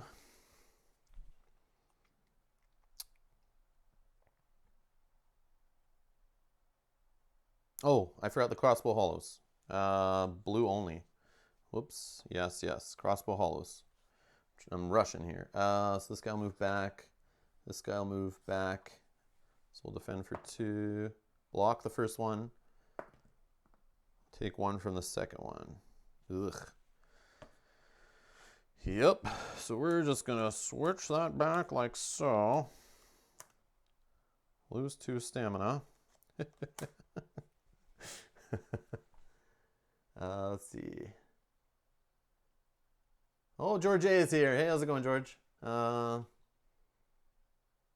start poking things. Oh, I have had my Kalameet almost unopened after never realizing that level 4 encounters come on a large tile. Yeah, I didn't know either until I opened it. I was like, this is awesome. I just thought it would be another run up to a mega boss. Yeah, they did a bad job conveying information about this game for sure. As always, unbox and check if stuff is missing or broken ASAP. I did check the mini. The wings are not very straight. Yeah, that's the minis. Ugh. Wow, the Gaping Dragon's another whole other... It took a whole evening for me to file that thing down and hot water it to get the arms to go in. But I don't want to raise the support ticket. They took ages to replace my Dancer Mini in Wave 1. I figured this won't see enough play to bother. They have stock now, so would raise a ticket with the Dancer. They were struggling. Yeah, I saw someone post yesterday or today saying they got like a 4-minute response contacting support, which is pretty good. So they seem to be doing all right. Yeah. So I switched out. Just debating Do I do 3 stamina for the 3 heal? Or do I just do the simple one? Yeah, let's just do the simple one. Stamina and a health. We are going to purposely jump on a trap. So 1 damage.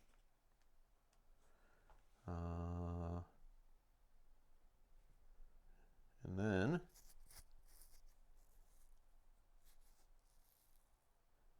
still not far enough from those guys.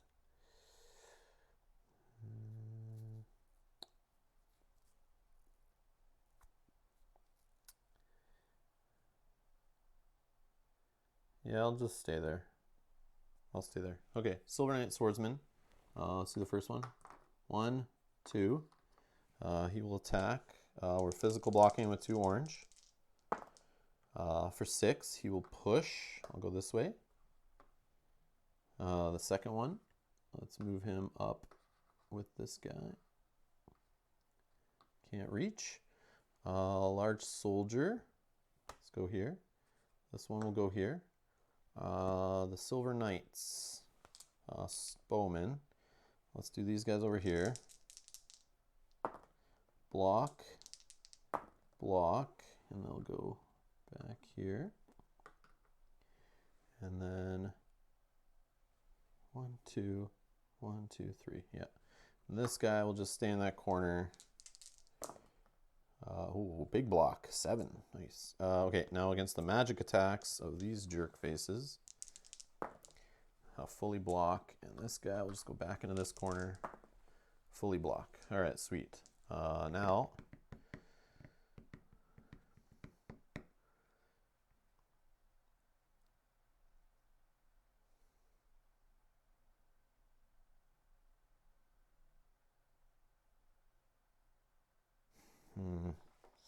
I want to kill this guy so bad.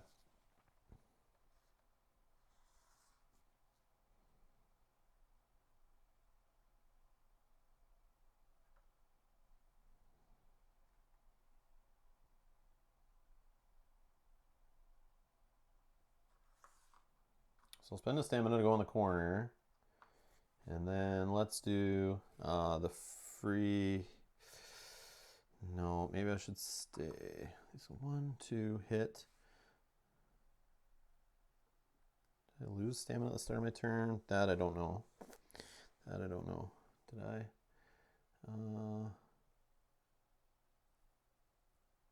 Okay. I'll stay there. Let's do the 3 for 3 health.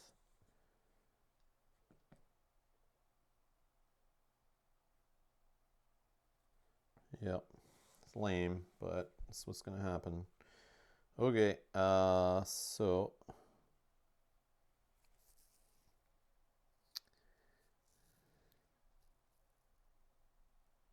yeah.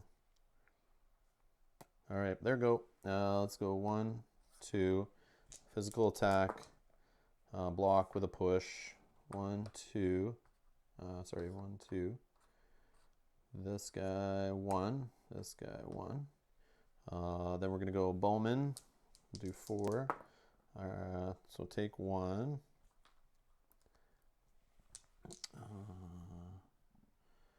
That is 1, 2, 3, 4, 5. 1, 2, 3, 4, 5. It's not any further, so it'll just stay there. Block, they'll stay there. This one over here. 1, 2, 3. 1, 2, 3, 4. It's gonna go this way. Block. Now the magic time. This guy will go this way. This guy will go this way. So 1 attack, block. Next attack, take 1. Oh man. All right. Start of my turn. Lose 2. Then we'll use the regular heal. And then we will go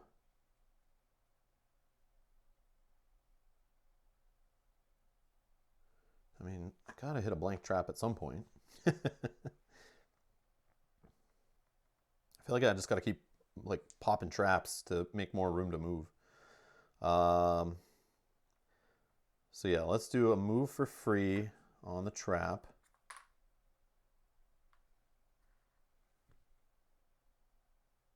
Nothing, sweet. So these guys, 1, 2. Yeah, I wish I had the single-handed weapon.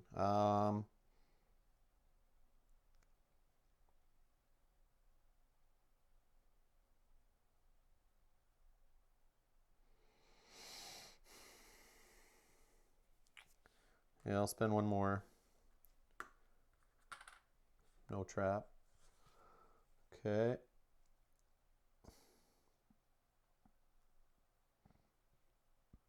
I don't think I used my weapon. I don't know. Yeah, I did. I healed some. Okay, done. 1, 2. 1, 2. 1. 1. The bowman. Block. And where am I? Here. You'll go here. Here. I don't know if I rolled both. Block. And this one will go here and block. Now the magic. This guy will go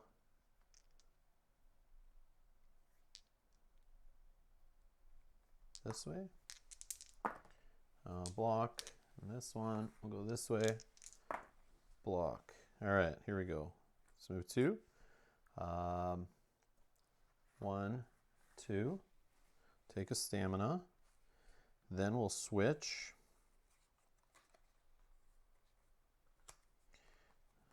We have to take out. So crossbow, guys, I don't need to roll too high to take one of them out, but I want to take out the Silver Knights.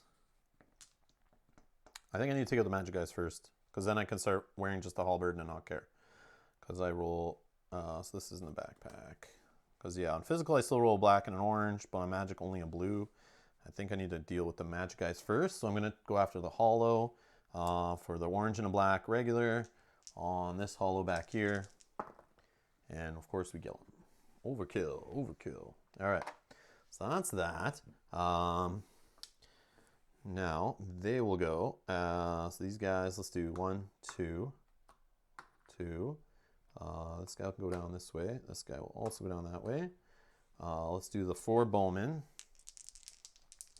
We'll do the first one here. So I block all but 1. He'll go back this way. These 2 will go in this corner and we'll do their attacks. Block. Whoa, wrong rolls, wrong rolls. I'm doing the thing again. Hold on. First one. We block. Whoa, block with 6. Okay, now we'll do these 2. Oh, taking 3. Yeah, that's crazy. Okay, then we'll do the other one. We take 1. My turn? No, magic still. Oh no, but there's only 1. Where is he? Up here. He'll stay there. Please don't kill me.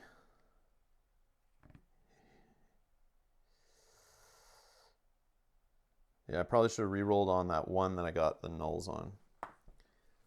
I take 1. Oh my god.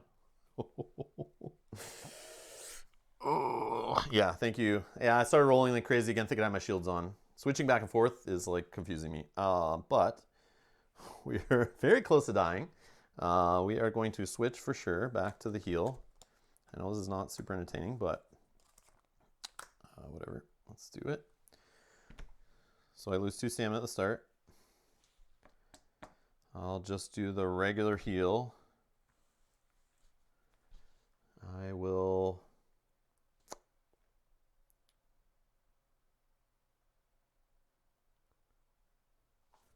One.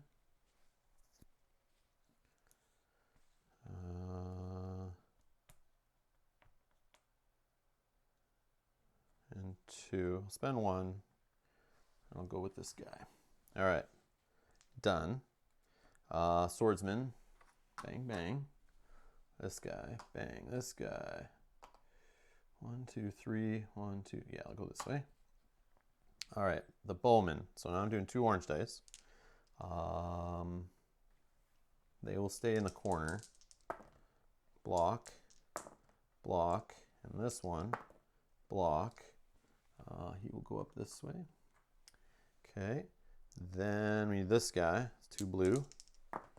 He will stay where he is. Block. Okay, my turn. Stamina.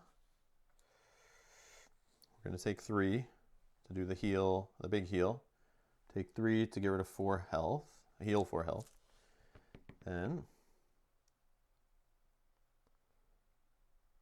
we're going to go 1, 2, 2, 3. So that's 2 more stamina.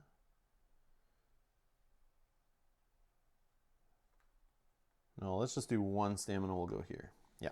Okay, done. Swordsman. Bang. Bang. These guys. Here. Here.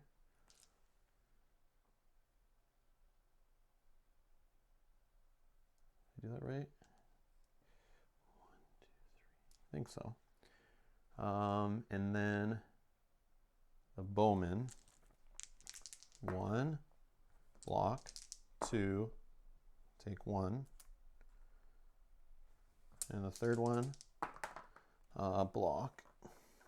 Okay, they can't get further away, so we'll just leave those ones there. But this one, let's just move him back down here. This guy, 2 blue, fully blocked. Okay, so lose 2 stamina.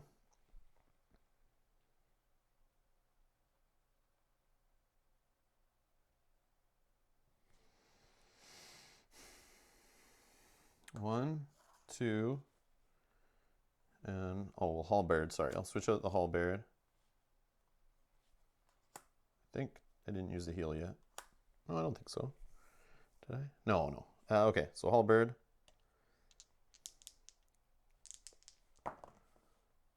Kill. Crossbow hollow gone. Okay, it's just the knights, the silver knights over and over again. Okay, so now the swordsman. 1, 2, 1, 2, 1, 2, and then the bowman. Here we go. First bowman. 1, 2, 1, 2. Yeah, they'll move down here. And this one will just stay where he is. Block. Number 2. Block. Number 3. Block. Whew, thank you. Thank you. And they're the right dice. Yep, we're good. No magic attacks anymore. This jerk ass is gone. He's done. Okay. 2 stamina gone.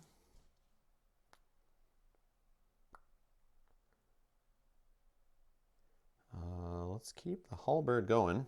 Let's attack these guys with the regular attack. Got one. Nice. Down. I'll move back 1 for free. And here we go again. 1, 2. Attack. 5 physical. I block it fully. Sweet. And he'll push. Then these guys. 1, 2. Then the 3 attacks from 4 physical from the bowman, which these guys can go 1, 2, 3. But if I move them this way, they're further. This guy, 1, 2, 3, 4. 1, 2, 3, 4. Yeah, it's the same. I'll just leave them there. Okay, 1. Ooh, taking 2.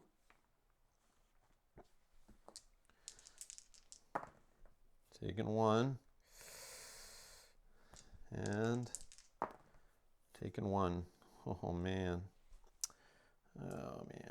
Okay, switching up. Florian donated 10. Thank you so much. Wow, we're almost there. Just like just over $4, and we'll be there. Thank you so much for the donation. I appreciate the support.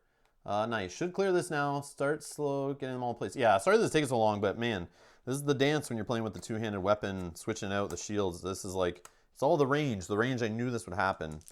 And it's hard to like waste so much stamina to get close to kill range guys when these guys are chasing me for 2.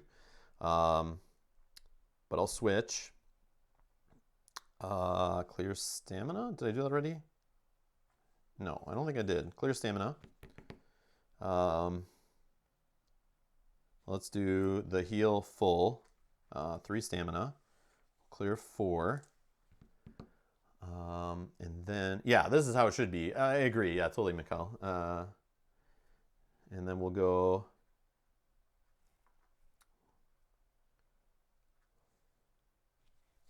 One. Okay, their turn. Swordsman. 1, 2, physical.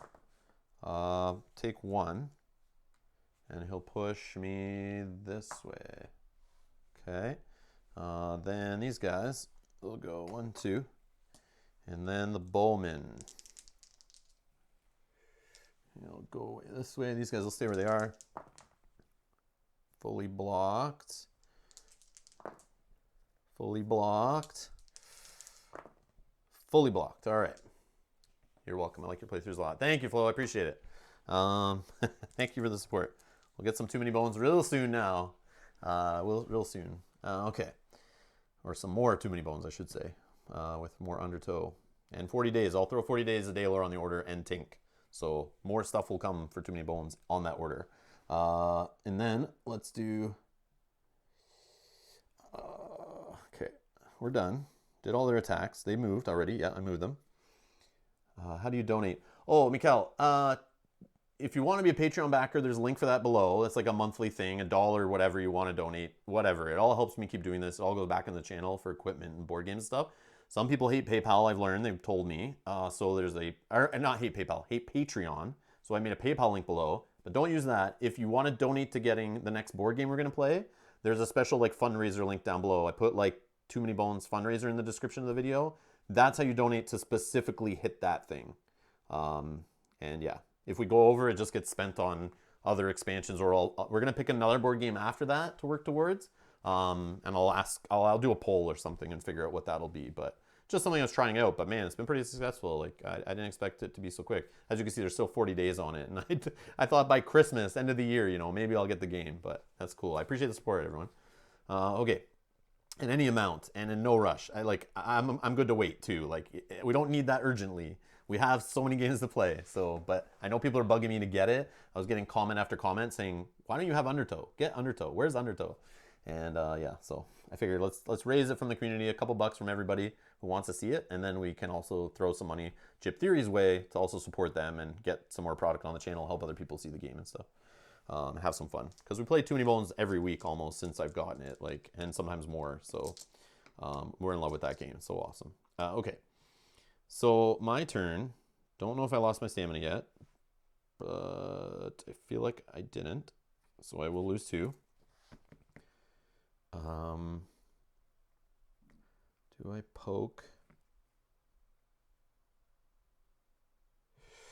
Let's do 3. I'll do the heal thing once more. 3 stamina. Get rid of the rest. 1. And we're going. All right.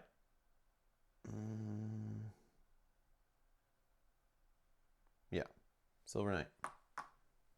Attack for 5. Fully blocked. Pushes me. Okay. Then these guys. We'll have them go. Yeah, we'll have them go this way. Okay, now the bowman. Physical 1. Block. Second guy, block. Just blocked. Third guy, just blocked again. Boom. Okay, so they will go nowhere. This guy will go up 1 more. Okay, my turn. 2 stamina. Let's switch this 2-handed for the heal and the shield in the backpack. we are going to spend move 1, move 2. So that's 1 stamina.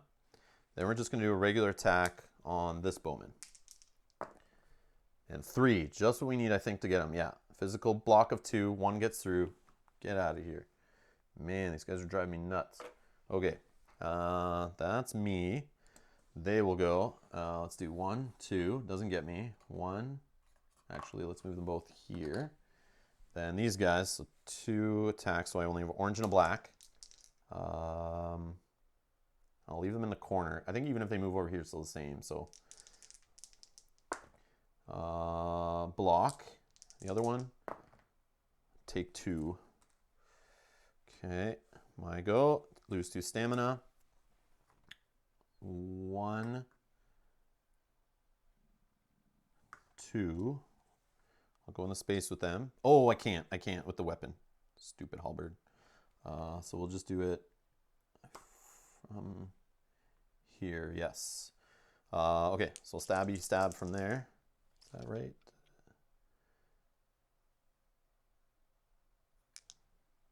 I spend the stamina. I don't know if I spend the stamina. I'll spend it anyway to just move to this space. And then they will attack, or I will attack them. Oh my god!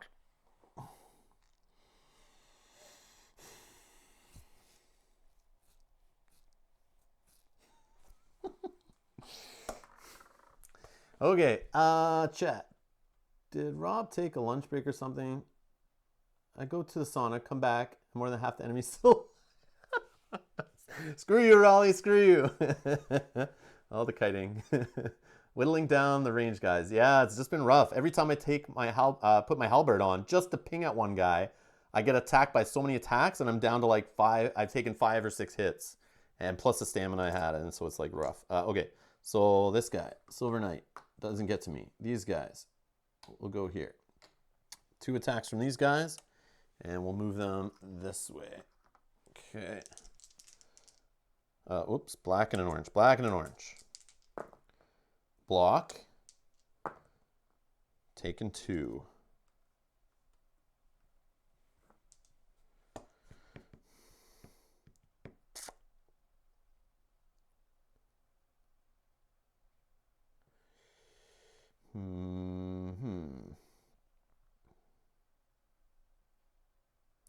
I'm going to do a regular attack on this swordsman. Oh my god! Oh my god! Oh my god! That's killing me.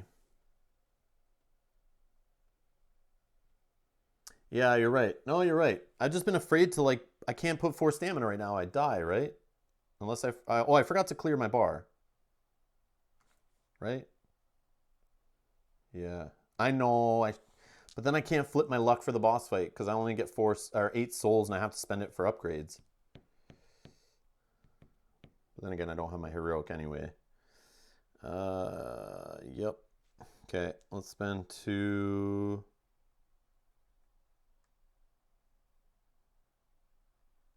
One.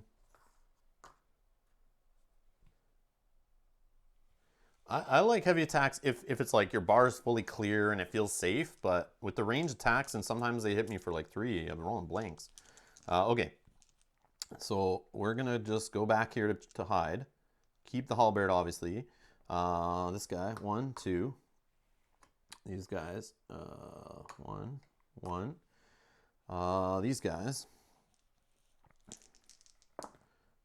fully blocked. Let's go this way.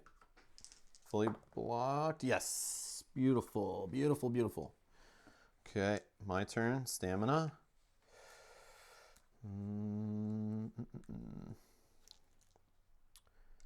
If this doesn't work...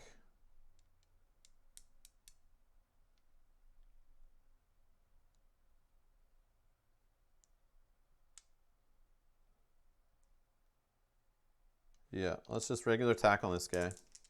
Come on. There it is. Thank you. All right, we got him. All right. So we'll keep the halberd. Let's work our way over to those guys. I feel like we can spend a stamina to get closer. Can we spend 2? Yeah, we can spend 2.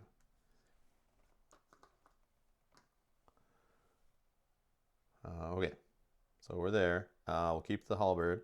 This guys will go here and here. These guys will go...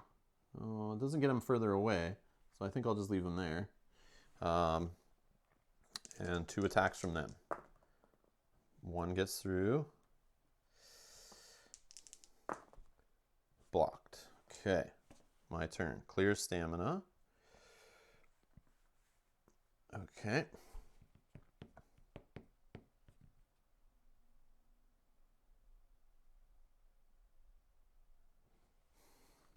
Free move.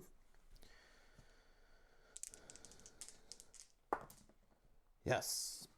Go. All right. Where'd you go? All right. Feel good. Feel good. Okay. Done. These guys. Oh yeah. So swordsmen are gone. So hollows. We'll go 1, 2. And this guy doesn't get any further. So we'll just roll our block on him. Fully blocked. Yes, sir. All right. My turn. No stamina to move. Let's just attack the Silver Knight. Yes, got 3. He dead. All right, they're done. Okay, I'll move 1 back for free. They will go 1, 2. Okay, my turn. I think we're okay. We'll just, yeah, regular attack, I guess. For 5, they block 1, so 4 damage on one of them. And then I'll move back for free. They will go, let's go here. My turn, nothing to clear. I'll try to hit the 1 that I've already hit. And that kills him. Okay, I'll move back. And then this guy will come up. And then I'll go to hit. For 5, he takes 4. Then I'll move back for free. Same thing, he'll move up. And boom, he's dead. All right, done. Oh my God, we did it. Finally got there. Clear the bar. 8 souls. We don't need to worry about any of these tokens anymore.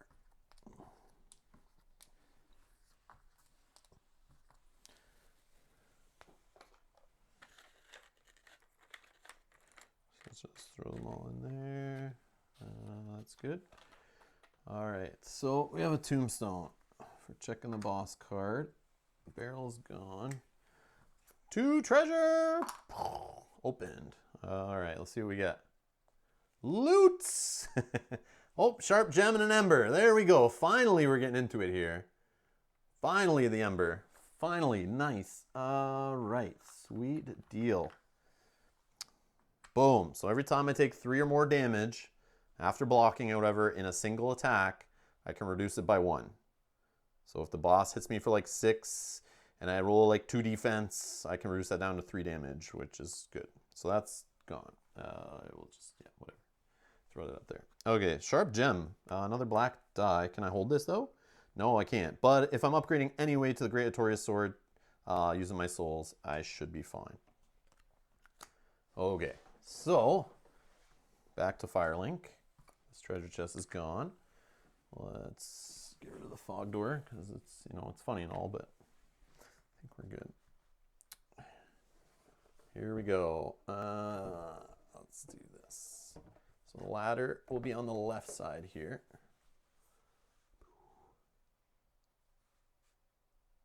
Booyah. Okay, so all these can go. Let's just clean up our stuff that we have left here. These bad guy cards. This is gone. So for those curious, I'm curious. So that's the one I had. There is one here that needs Iron Keep. You get Crystal Lizards. That's pretty sick. Uses stuff from Darkroot also. So Iron Keep and Darkroot, but no core set stuff. That's interesting. So if I would have got that one, I would have had to throw it away. Oh, and it doesn't have treasure. This one, Gal's Perch, uses the core set and Darkroot, which I have. So we could have had a mix there with a treasure, 3 barrels. Also traps. Oh, this one's not a trap room though. So there's a chance. I guess I couldn't have picked that one. And then Great Stone Bridge is the 4th card out of 4. Uses just core set. Still has a treasure. No traps on this one though. But would have had 2 sentinels, 3 ranged crossbow hollows, and 2 swordsmen. Silver Knight swordsmen. This, three crossbow hollows, yeah. I would have had only 2 crossbow hollows. This one has some kind of archer guys that I don't know from the Iron Keep. So like a little bit of range. But man, I got the one with 5 range dudes. Like that is, yeah. And also traps, kind of annoying. The 2 of them don't have traps. But yeah, just out of curiosity, those are the 4 level 4 encounters that come with the Mega Boss to play on the other side of this board. Okay, so Black Dragon Kalameet. Starts at 38 health, which I think we'll use this dial to track. Let's just spend our souls. So we were going to spend all 8, and we were going to just go 4 to go up to tier 2 on Dex, 4 to go up to tier 2 on Intelligence, which we can toss this halberd into the trash for now. And we're going to take the Great Sword of Atorius. And we have a Titanite Shard. Right, we can hold this. Let's just double check. I've messed this up before. Strength 40 is 24. We're good. Then 20, 20, 20. So we have 29, 23, 31. We're good. Okay, so it can take 2 upgrades. So weapon attack plus 1 damage off Titanite Shard. Fully attached. And yes, I can take the Sharp Gem from Dex of 25 since now I'm at tier 2 in Dex. So we get an extra black die and an auto plus 1. Which I think is pretty good. Yeah, I think that's pretty good. I like the defense dice. That is yum, yum, yum, yum, yum. I love the defense dice. So we can hold that in there. But we probably want to start the battle off with that in our backpack. And we're going to do the heal and the shield up front. So I didn't get any rings, so nothing to attach on any armor. So I'll just keep that armor, I guess. Because the other armor for magic defense is this one has the same, and the only difference is it takes upgrades, but I have no upgrades to put on it, I don't think. Let's see here. Yeah, that one's not as good on magic. So I like the 2 blue for physical, but the black on magic's not as good. And no magic defense. A blue and a blue. No, I'd rather the orange and a blue, I think. 2 blue. That's a shield though. I can't hold that one still. Gargoyle Tail Axe. Yeah, and my regular knight armor. Nope. Okay, I think we're good. Yeah, I think we're good. Yeah, because even if I'm holding the sword, oh yeah, if I'm holding the sword, it's the same defense as the shield. So what am I doing? Is that already in the chat? Late to the party, no smaller boards at all with Kalameet. So if you're playing to a mega boss, oh, they're talking about it right there. Yeah, same as the other bosses, or is this a revised rules thing? No, this is normal. When you play to a mini boss, it's 4 regular tiles. When you play to a main boss, it's 4 more regular tiles. But when you go to a mega boss, you take whatever level 4 encounter they have. And on this case, it's the other side of the board that you play. So you're not supposed to do the 4 tiles. And there's like special setup for it in the book here. Yeah, we set it up earlier at the beginning of the video, but it basically has special rules for setting up a level 4 encounter there. So you use the other side of the board. It talks about how to set it up, why you use it, and the way you don't use the other one. So we're going to set up Kalameet now.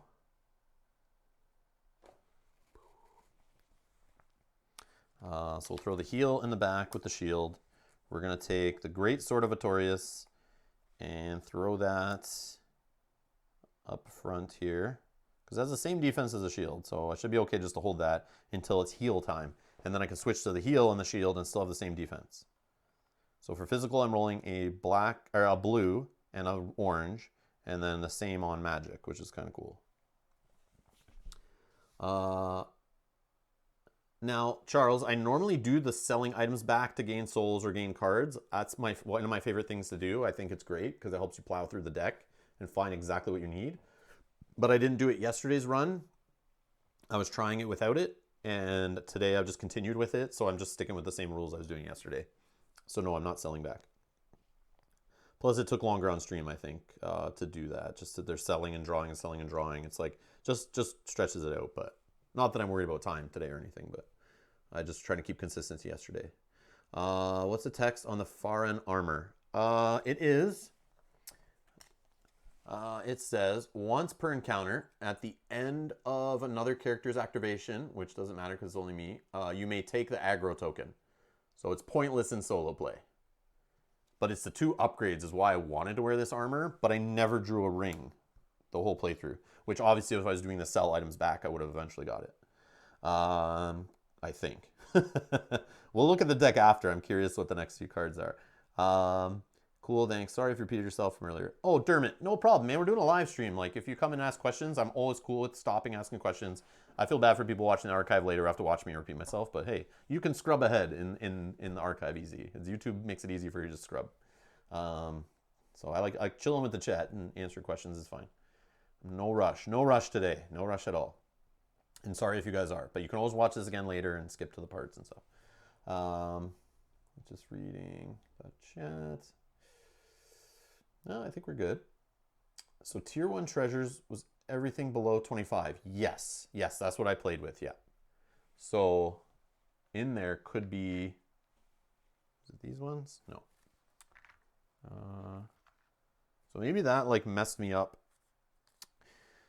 Like I didn't know where to put all the gems, so I put the lower gems, I put them in the tier 1 deck. But yeah, so I missed out on things like cool ones like Fireball, which I love to play with.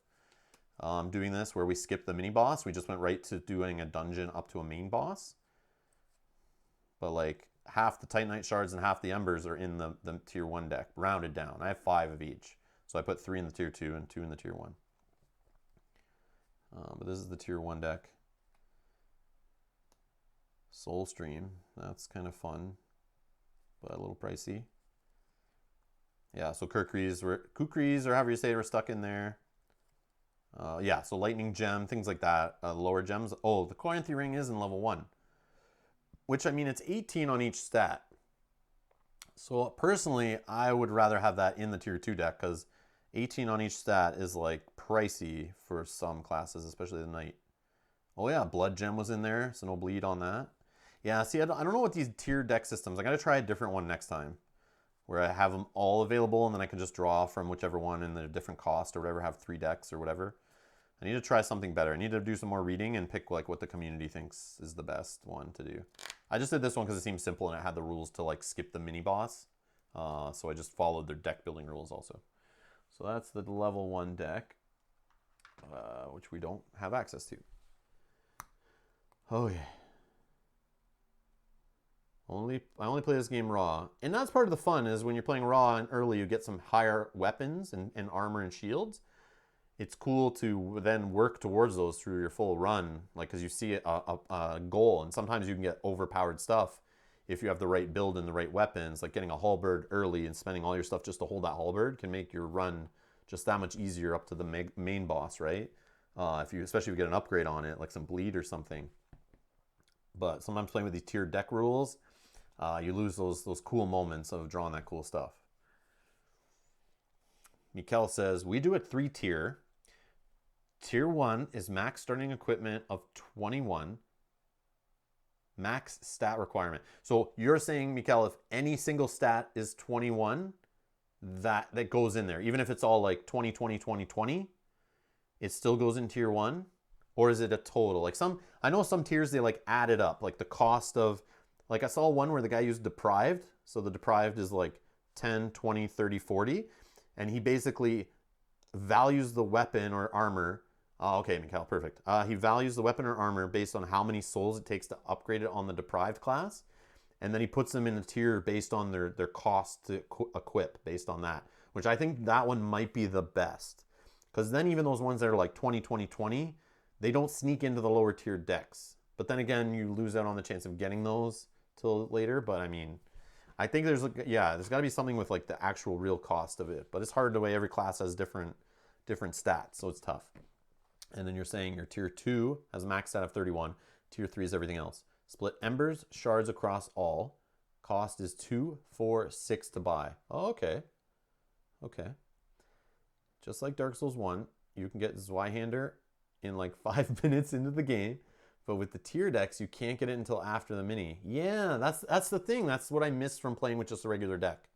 But then the other problem is when you get the expansions like Darkroot and Iron Keep, and you throw that stuff in there and have to take other stuff out, that I think is a very poor way that Steamforged decided how to throw those stuff in.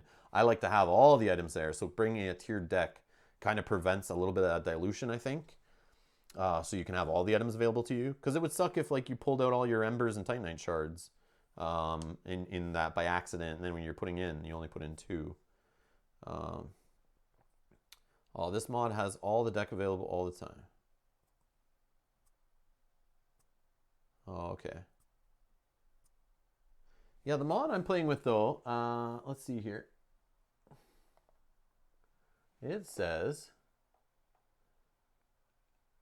deck 1 should only be used only during the dungeon leading up to the mini boss. And I skip that. And then this one says the tier 2 deck should only be used during the dungeon leading up to the main boss or mega boss. So that's why I did it the way I did it. So I don't have access to the level 1 or tier 1. I don't know. Maybe that's wrong. Maybe I shouldn't have done it that way. But it doesn't talk about them costing different or anything for each deck. And then we did the main boss setup yesterday where it says, before assembling deck 1, you set it aside, you get some souls, you equip your stuff, and then you go. And then you shuffle the stuff back in. And then you get a mini boss treasure automatically, which we took. The Titanite Demon stuff, I think, is what I took. So yeah, the link to this stuff's in the description below for anyone curious. There's a Google Drive link.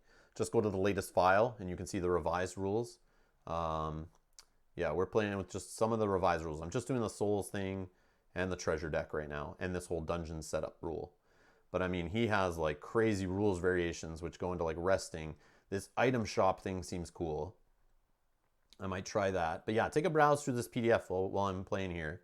And you can see all this cool stuff where like, based on the location you draw, there's a little story and stuff he wrote.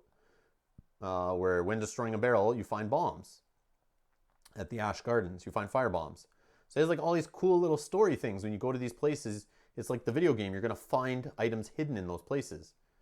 And he supposedly is going to update this for the expansions eventually. I saw him say on Reddit. So, but this is like sick. I want to play with all this stuff. I want to do all this story. I'll do a campaign, and based on this stuff we draw, once I get all the expansions, I want to play through and do this fun stuff. Like anytime a player moves from an outermost node to a non-outermost due to a dodge, they take a damage. Playing in the high wall of Lothric. So like he's themed it based on the locations. It's crazy. Like the work into this is like, I love it. I love when people put the time in like this, just to help the community out. Like it's great. It's like Steamforged should be paying this guy. So Black Dragon's Kalameet, like on this level 4 encounter I did, we could have played with like a little story and had special rules to it. It has like Darkroot stuff. I think there's like weapon arts in here too, but I could be wrong. Yeah, weapon arts right here. So we even added weapon arts like from Dark Souls 3 or whatever. So based on the item, he has like these like extended actions or whatever that you can use for each weapon. Like that is hardcore and that is amazing. And if you have Dark Souls on your shelf and you haven't experimented with rules like this, pull it off the shelf, blow off the dust and get it out. And this will spice up the game for you. And he has some rules that have been play tested, and he says it's pretty balanced. And this is the one that most of the community uses, I'm pretty sure. These are the ones you'll find on Board Game Geek in the file section. He's been revising them. They were updated in September. So hopefully he updates them in the next few weeks for the expansion stuff. And then based on this, we can go through this. I'll print this stuff out, and then we can and then use it. But yeah, go give him feedback. You can go on Board Game Geek and give feedback in the files section. You can put a comment in there. On Reddit, he has a pinned, I think there's a pinned thing in Reddit for the Dark Souls board game. Go and join the Reddit And then you can go on there and comment. I saw him replying to the rules variant thread, where he also has this post. But yeah, just it's cool, super cool. All right. Yeah, it's amazing. It looks so professional too. I should actually, let's get back to, yeah, but I just want to highlight, I just want to show some love to people who do that kind of work. I think it's great. So starting the Black Dragon Kalameet Mega Boss encounter. We're done. We spent our souls. We're going to use this as his health dial. We'll use that going forward. So we'll track it on there. I don't have any souls left, so I do not care. I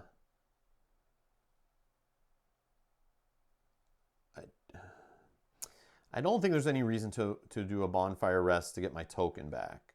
I'd rather have the like 3 chances at fighting him. But the problem is I'll lose an ember if I die. And if I want to increase my chances of not dying, obviously getting this token back would help. But it only helps on physical attacks. So I think we'll leave it the way it is. I'll go in with my, still have my Estus and my luck token. So I think we're okay. And, okay. Next we need to do, once the players choose to enter the fog gate, place the character models on the entry node. So he'll come down the ladder over here. And, okay. And then remembering that a node cannot contain more than 3 models, and place the aggro token. We're playing solo, we don't need that. And then place the big beast of plastic, Black Dragon Kalameet Mega Boss, on the Mega Boss spawn node with his front arc facing the center of the Mega Boss game board. The next part of setting up the Black Dragon Kalameet encounter is creating the boss behavior deck as follows. So I separated some of it here. So separate the 10. We got the bombing run cards, whatever they're called, strafe cards. This is his heat up card, which he only has 1 of. We'll just throw that over here. He then has these 2 cards, the Hellfire Blast and Mark of Calamity, which are going to go in automatically. And then here is his 10 heat up cards. And it says on his card, Calamity and Ruin. Kalameet's behavior deck always includes the Mark of Calamity and the Hellfire Blast cards. So we're going to take 4 random standard behavior cards. So we're going to shuffle up his 10 here. So 10 is a lot. That's pretty varied, and he only takes 4 from here. So this boss fight can change up pretty good. 1, 2, 3, 4. So these we don't need, I believe, anymore. We got 1 tombstone. So we are going to shuffle up, and we get to peek at 1. I believe is what it's going to tell us next.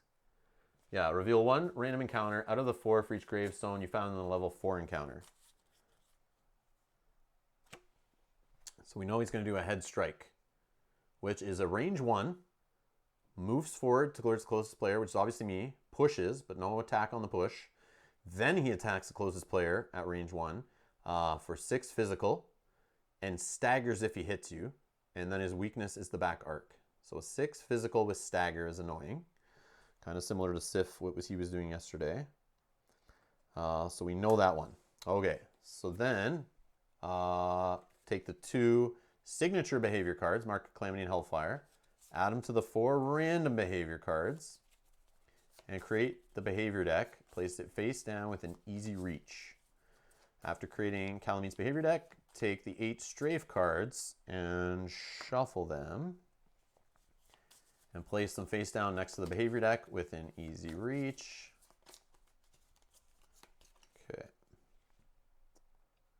Let's do this. Yes. Okay. Should be good. Should be able to see all that stuff, we hope. Side note, unsleeved cards makes my skin crawl. I know, but the glare it makes on camera, like it already is bad enough with no sleeves. See the stupid glare? With sleeves, it's like disgusting. I do it just for you guys so you're not looking at glared cards all over the place. But I hate it. I hate having unsleeved cards too. I hate shuffling without them. I agree. It bothers the heck out of me too. That's all for you guys. All right. Let's see. Let's see here. At this point, the Mega Boss encounter is ready to begin. When the Kalameet's health is reduced to its heat up point or below, which is 22, we shuffle the behavior card into the behavior deck. No players will now need to relearn the attack pattern, as well as having to face another Hellfire card. Boom.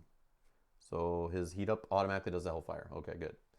Hopefully he got no Hellfire in his deck. I don't know if that's possible because he gets those 2 auto cards, which I don't know. One of them might do. I can't see in the picture, but... Oh, I need his little...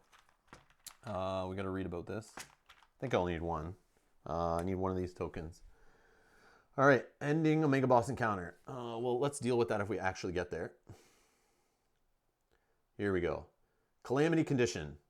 The Black Dragon Kalameet encounter introduces a new condition, Calamity. When the attack has the Calamity condition, place a Calamity token on this character or characters that are hit by the attack. So even if I get hit and I block all the damage, the fact that he can still hit me is enough to put this on me, just like Poison, Bleed, and all that stuff, and Stagger, and Frostbite, I guess. When a character that has Calamity token makes a block, resist, or dodge roll, so any defensive maneuver at all, I automatically suffer -1 success on the roll.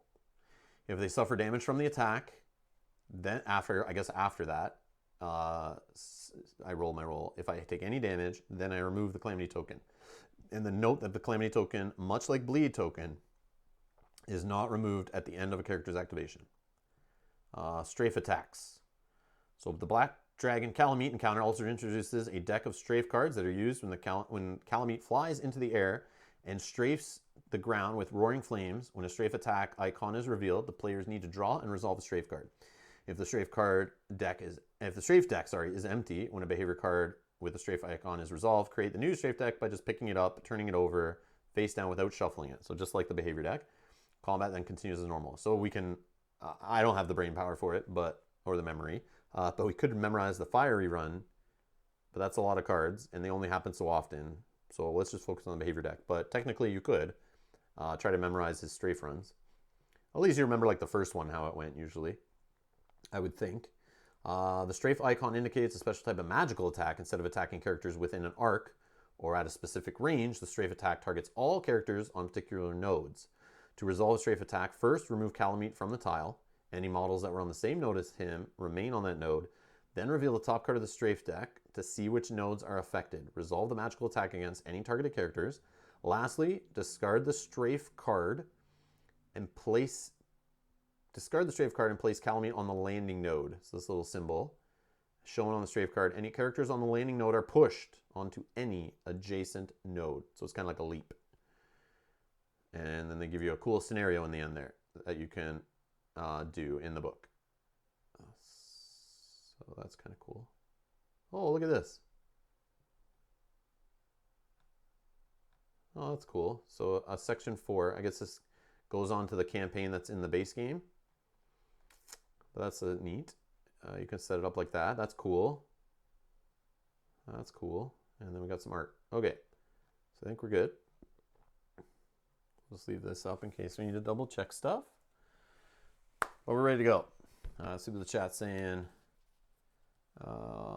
Side note, yeah. Did you shuffle his strafe deck? Yes, I did. All right. Where am I starting?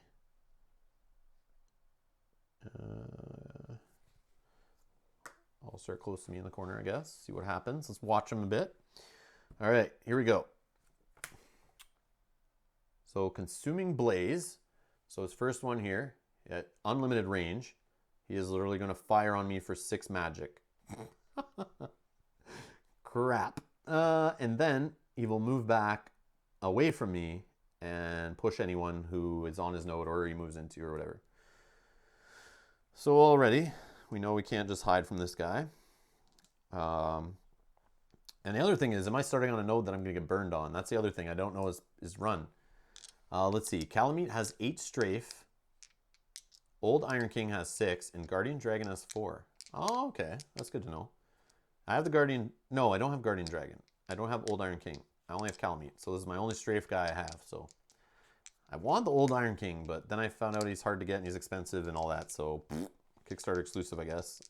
All right, so I'm doing a blue and an orange to defend against 6. And I get 3. So because of my Ember, I would take 3, but instead I take only 2. Great start. Woo! And then he moves 1 away. So we'll put his back to this node and it'll go that way. Okay. My turn. Like, I really should have just started with the heal out and the shield if I'm just going to watch him anyway. But I can switch anyway each turn. But I will move. Just rush him? Yeah, get out of here. I'm not rushing him. That is not going to happen. Especially if his physical attacks are 6 and higher like that too. So I will just move 1. I'll come a little closer. Actually, let's move 1, 2. Just for fun. We'll move there. I'll use the basic on my heal just to get rid of a stamina and a health after moving. And we'll see what he does next. Evasive Tail Whip. This seems familiar. Whipping around. Feels like I'm fighting the Titanite Demon or even Sif swinging his sword in circles. But he does a 5 attack, range 1, spins around, hits everyone on the nodes adjacent to him, and then just moves 1 backwards. Which backwards? There's no node backwards, right? So he would just like bump into the wall. I'm pretty sure how that works. Yeah, because he doesn't turn. There's no target. So I'm pretty sure he just literally stays there. Let me know in the chat if I'm wrong. Rush him. Throw a saddle on his back and ride him like a bull. I love it, Alan.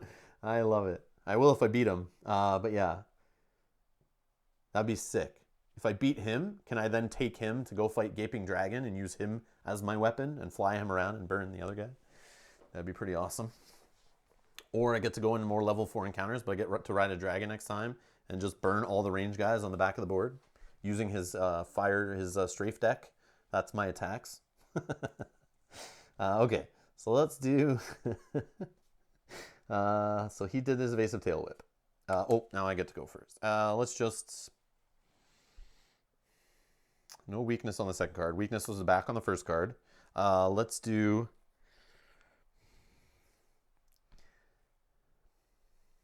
Sure, I'll just move 1 up here.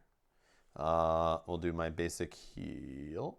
No, let's move 2. And then I'll do the basic heal, which will lose the stamina. Getting a little closer, but we'll see. Mark of Calamity. So still no bomb run deck yet, or no bomb run card. But this one, he's going to look for the closest player. So I'll pick a node. I'll make him face this. What's his weakness? His weakness is the left over here. So I'll make him face this way, this node, on his way to me. Then he just fires in his front arc, but only range 1, so he doesn't reach me. So that's an interesting one. And then he has Calamity if he hits. So he does not hit. So this one's kind of cool. This is like a card where I want to attack him, but I don't know what's coming next. But that doesn't seem too dangerous. Only 4 magic with a push. I can definitely handle that. So do I go risky here? He's going to jump up in the air and bomb run anyway at some point, right? So going closer to him, who cares, right? He'll get to me anyway. Maybe not, though. He doesn't leap on me. He might not land near me. Let's see. Health of Kalameet. Oh, yeah, sorry. Thank you. 38. I wish it was 0. 38. Where is it? 38. Thank you. Just to check, how well do your Kalameet wings fit on the mini? Oh, mine fit really good. They fit good. I did have to use hot water, I think, on one of them. But once I used the boiling water thing, put it in for like 30 seconds and stuck it in, now I can take them out and put them in pretty easily. Like they are, I just gotta remember his facing. But yeah, it comes out, goes in, fits in pretty nice. Yeah, it even clicks. Like you can tell they put like a little nudge on there so that it would click in. I had to file those off on my my Gaping Dragon so some of them would fit in. It would not fit in with them. So this one the same.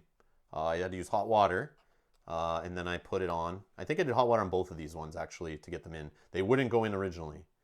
And then once they went in, now they come in and out nice. They're not bad. And it's funny because this is the example that Steamforge used in their video showing the hot water where they're like, some models might have an issue where you fix them. I want to see them do that video with the Gaping Dragon.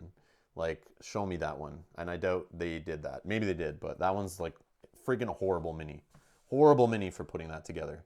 I had to literally file almost every single piece and hot water. Like I was trying hot water, nothing would go in. Then I was filing. I was even like filing in the hole to try to get it in. But yeah, the Black Dragon Kalameet was pretty easy. It was done nice, but yeah, it's the way forward. I had to do a bit of slicing and filing on my wings to fit nicely. Okay, I didn't have to do it on him. I got lucky, but yeah, on the Gaping Dragon, I literally sat there for like an hour. It was like working on him, maybe more than an hour while I was watching TV. All right, so he's there. He did that. Did I go? I don't think I went. I'm debating.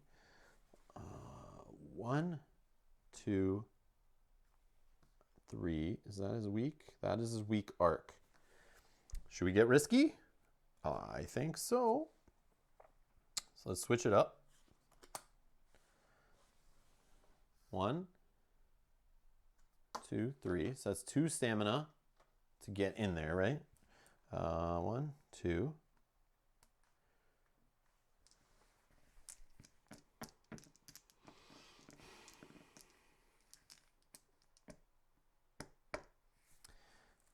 I could use 4. Let's do it. Let's get really stupid. Let's use 4. We're going to do the big attack. So we get a black for being in his weak arc.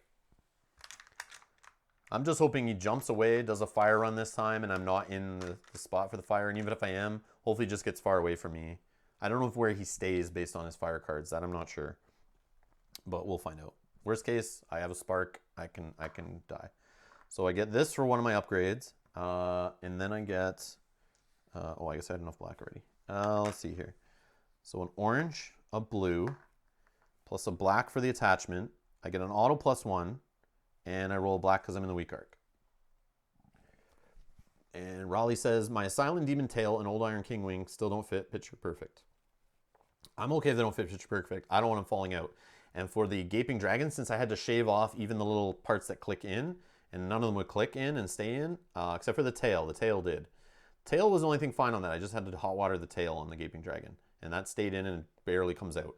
But the other stuff, since I had to file it all, they kind of started to fall out. Like I pick up the mini and they still would not fit in properly. I probably filed them too much, but I just used Gorilla Glue and glued them all in permanently. I don't care. That mini will just go into some different box or something.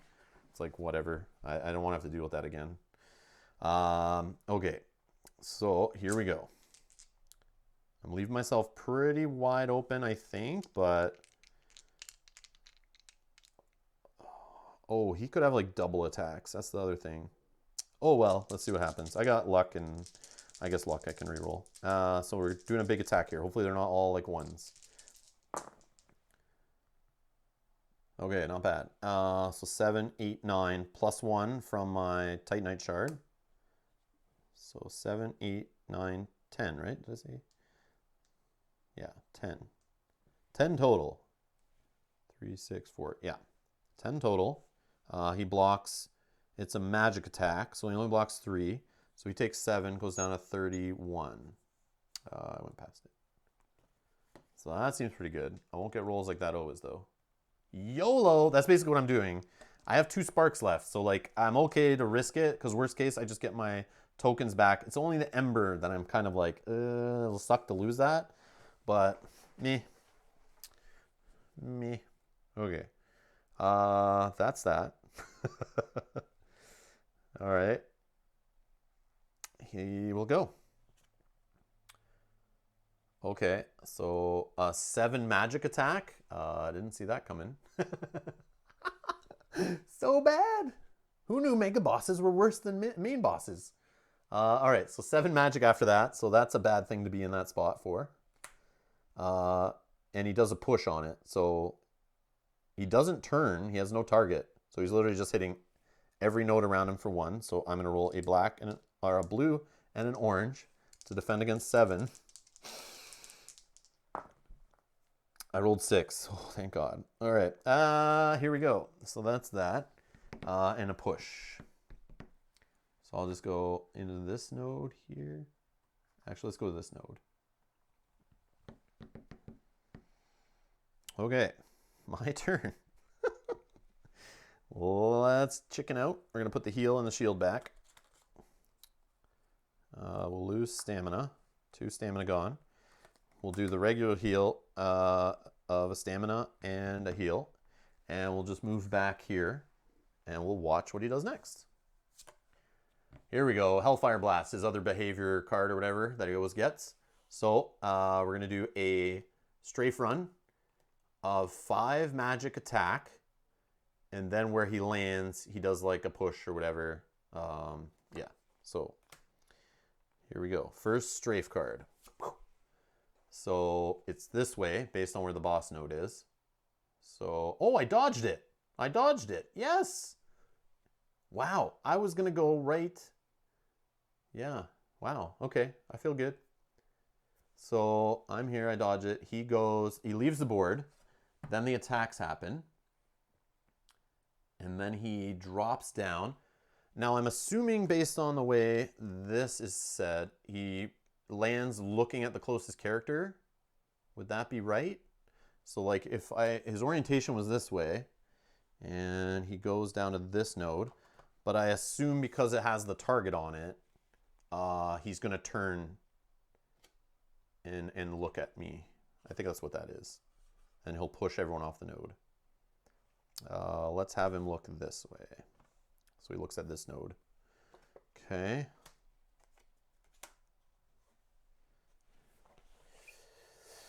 Five more hits like that. Easy game, easy life. Dice gods reward risky plays. Well, not always, but yeah, sometimes. I've done that before and if you look at the Sif fight, I would like spend all the extra getting the node and then 1-1 blank blank. Like it's happens sometimes. All right. Especially on orange dice, it kills me. Okay. So now I will clear 2 stamina. His weak arc is nothing. No weak, no weak. I don't know what his one behavior card left.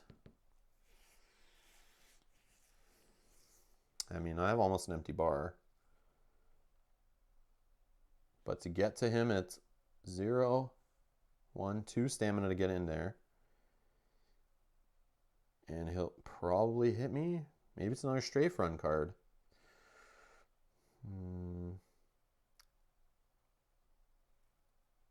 Well, I'll switch back.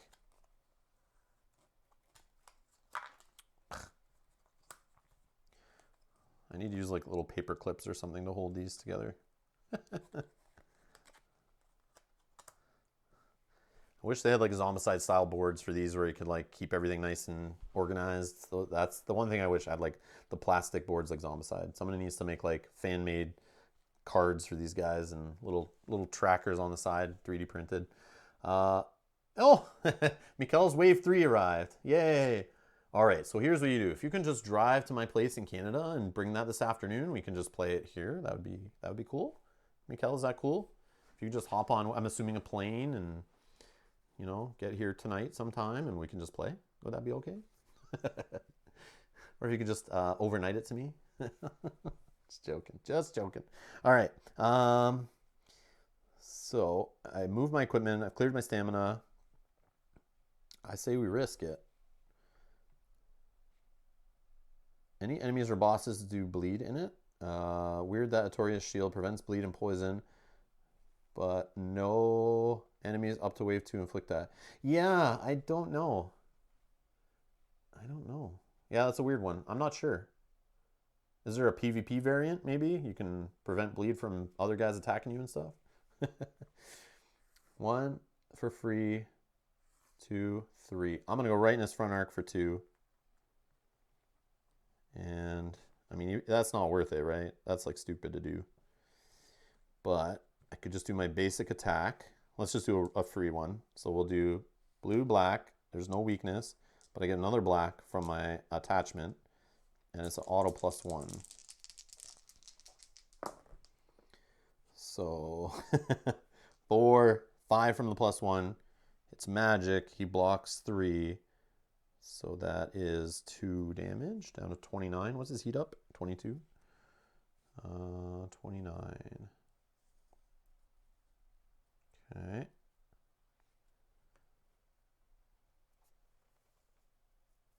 Oh, invaders do a lot of bleed. Oh, okay, good to know. Oh, Kirk the Thorns guy. Yeah, for sure. Yeah, that makes sense. Yeah, it feels like the game was like designed all together. It's just the manufacturing was like Like the game's been designed for all the expansion and everything. It feels like it's been designed for like 2 years, but it's just all manufacturing that's been slowing it down. But they knew that. That's why they put all this stuff together like that. I think, like Darkroot was designed at the same time all that Invaders stuff was already. They already had it all laid out. I bet they just did the final refinements of putting packaging and stuff all together and approvals and stuff. Okay, here we go. Last card. Head Strike.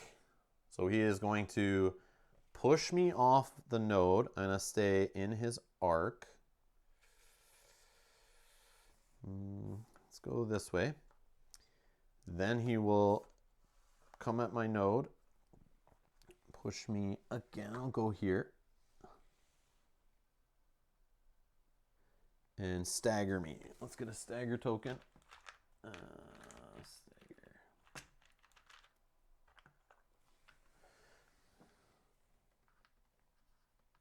So stagger token.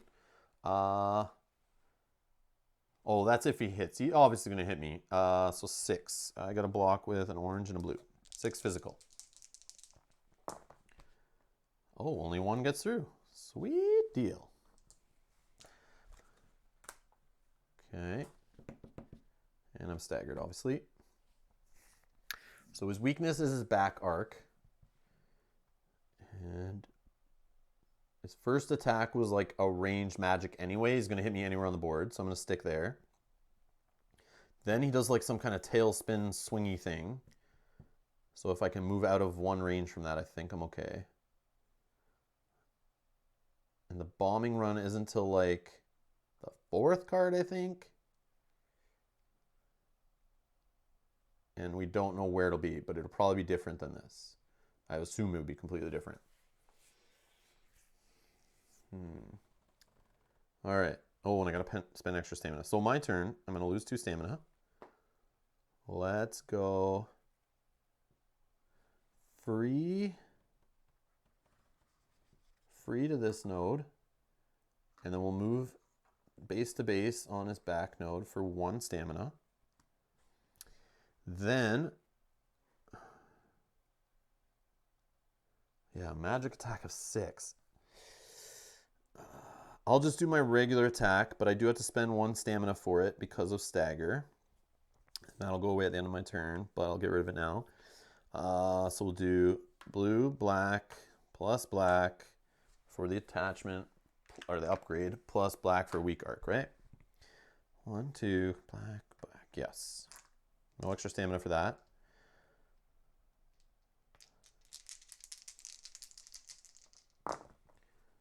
Okay. So that is 2, 4, 6, 7, 8 from the Titanite Shard. He blocks 3. So 5. Takes him down to 24. Not bad, not bad.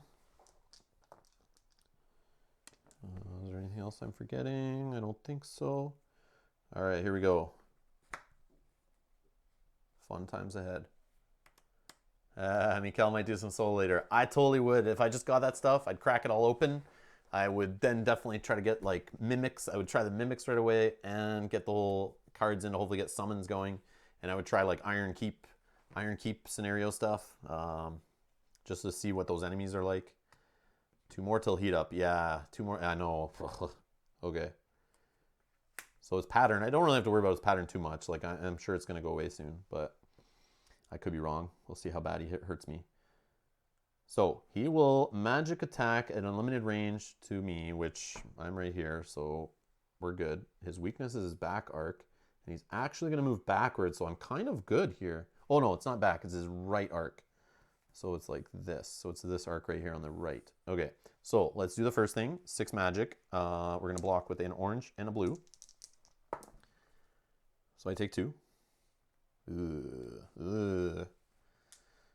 Okay. All right. Then he is going to first push me off the node. I'll just go here. And then he does the backup move. Oh, sorry. He turns to face me, right? Yeah, he pushes me off the node. How am I going to do this? His arc will be over here. So you know what? I'll be pushed off this to this node over here that you can't see. Then, no, that doesn't make sense either.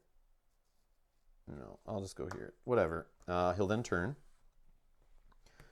And then he will go backwards. No, I guess that one made sense. Right? I'm just getting thrown off by the way he's facing. So yeah, his weak arc is on this side now, over here. Right? That's the right way to do it. Because I stayed in his arc when he pushed me off, which is fine. And then he turns and moves back, right? Only turn to face on attack as he targets aggro. Nah, only turns on moves. Yeah, that's correct. Yeah. Yeah. Yeah, he only turns on movement. Then... No, no. That's just who he's attacking.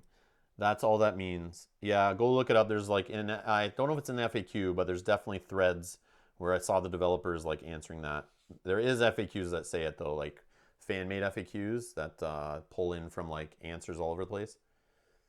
Yeah, well, I got the question wrong. Oh, okay. Yeah, yeah. So, yeah. I know it seems silly, like he's able to shoot basically out of his ass. He shot me from behind with some, like a fire fart, basically. I assume that's what it was. He consuming blazed me like with a fart, and that's how he hit me from behind. Okay, so let's do, we'll lose 2.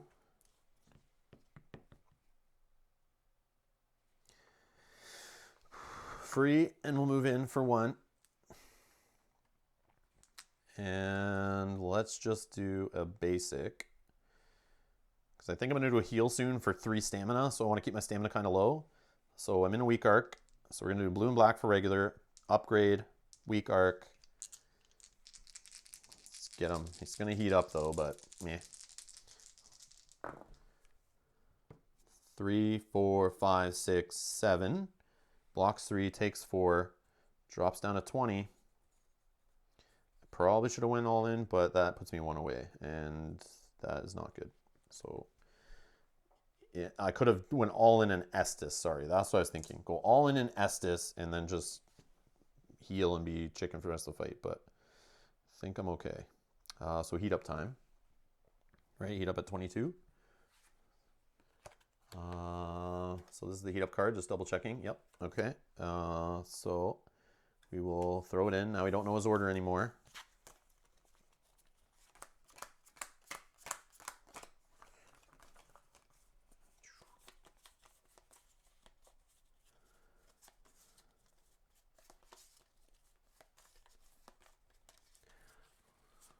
Okay. Oh, I have a coffee I totally forgot about. So I put in travel mugs now, so it stays kind of warm. Kind of gross. But not cold yet. Okay. So his turn. Yes. He heated up. We got the card in there.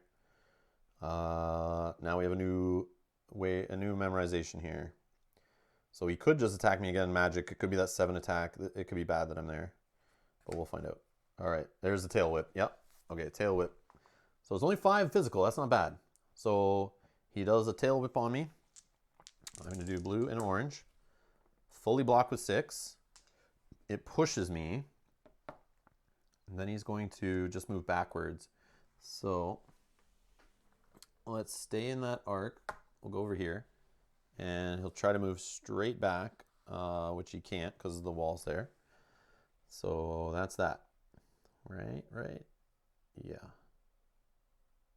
Yeah, he doesn't even turn or move or anything. There's no target. Okay. Now, my turn. Clear 2. Let's just... it's tempting.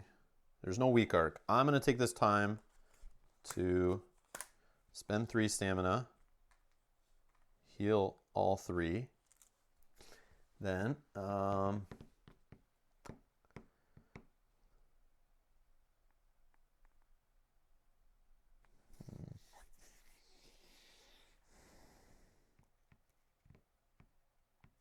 try to remember what he has that's near me other than that.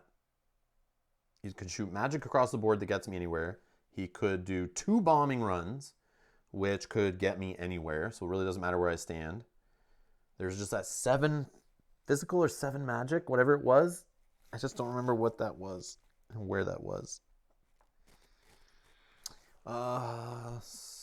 So I'll just move 1 back.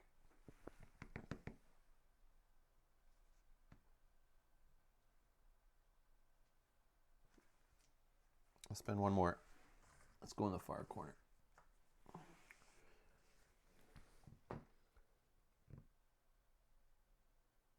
Still waiting for someone to post pics of the enemy cards on Board Game Geek. Yeah, that'd be cool. I would like to see that also. If I had it, man, I would unbox it. I'd go through all those for you. I'd have them out right now. I do not have them, though. How can we do that? Yeah. Yeah, George can do that, right? If you have all the Wave 3 stuff or somebody, you just do it on your phone, right? You can just go upload pictures to Board Game Geek, I think. I don't think you need to host them somewhere first, do you?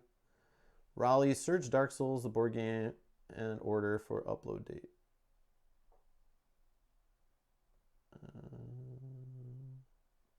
Oh, they're already there. Oh, okay. Okay. So that's me. 4 stamina. Have my heal stuff. Okay, his next card, number 2. So we know Evasive Tail Whip is number 1. Range 1. Spinning around, being annoying. Consuming Blaze. Yep, he's shooting me wherever I go, so it didn't really matter that I ran away. That was dumb. Okay, so 6 magic. Take 2.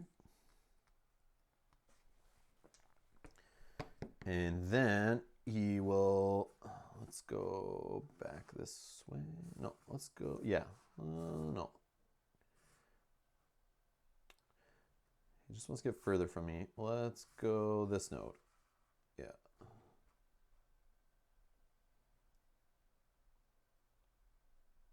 Weaken the back arc. Well, I'm not spending the stamina to get in that back arc.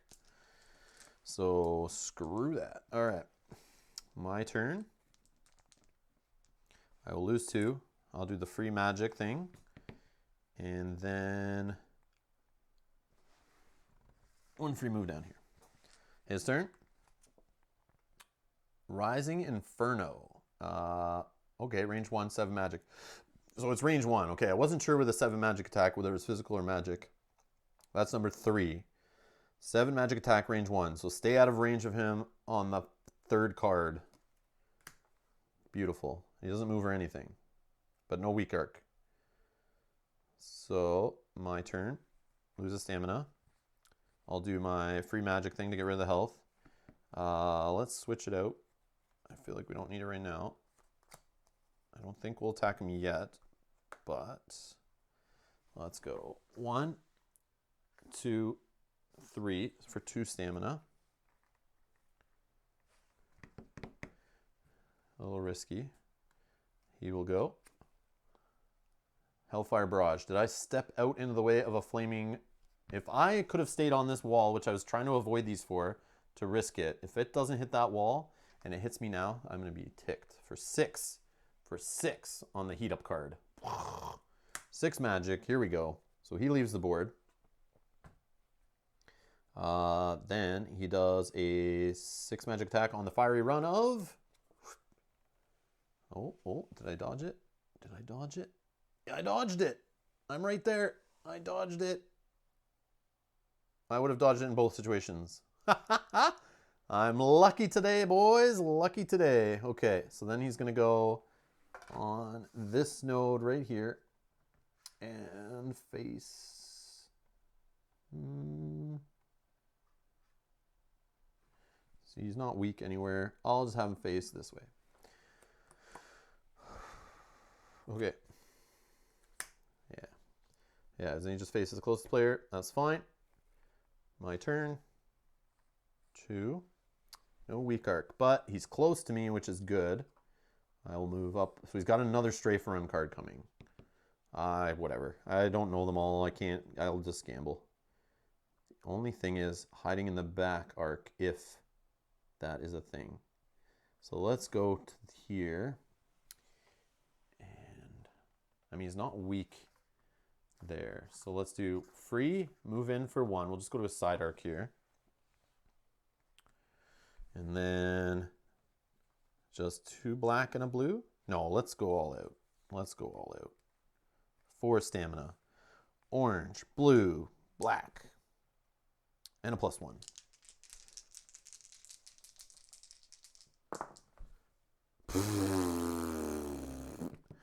Weak sauce, 5.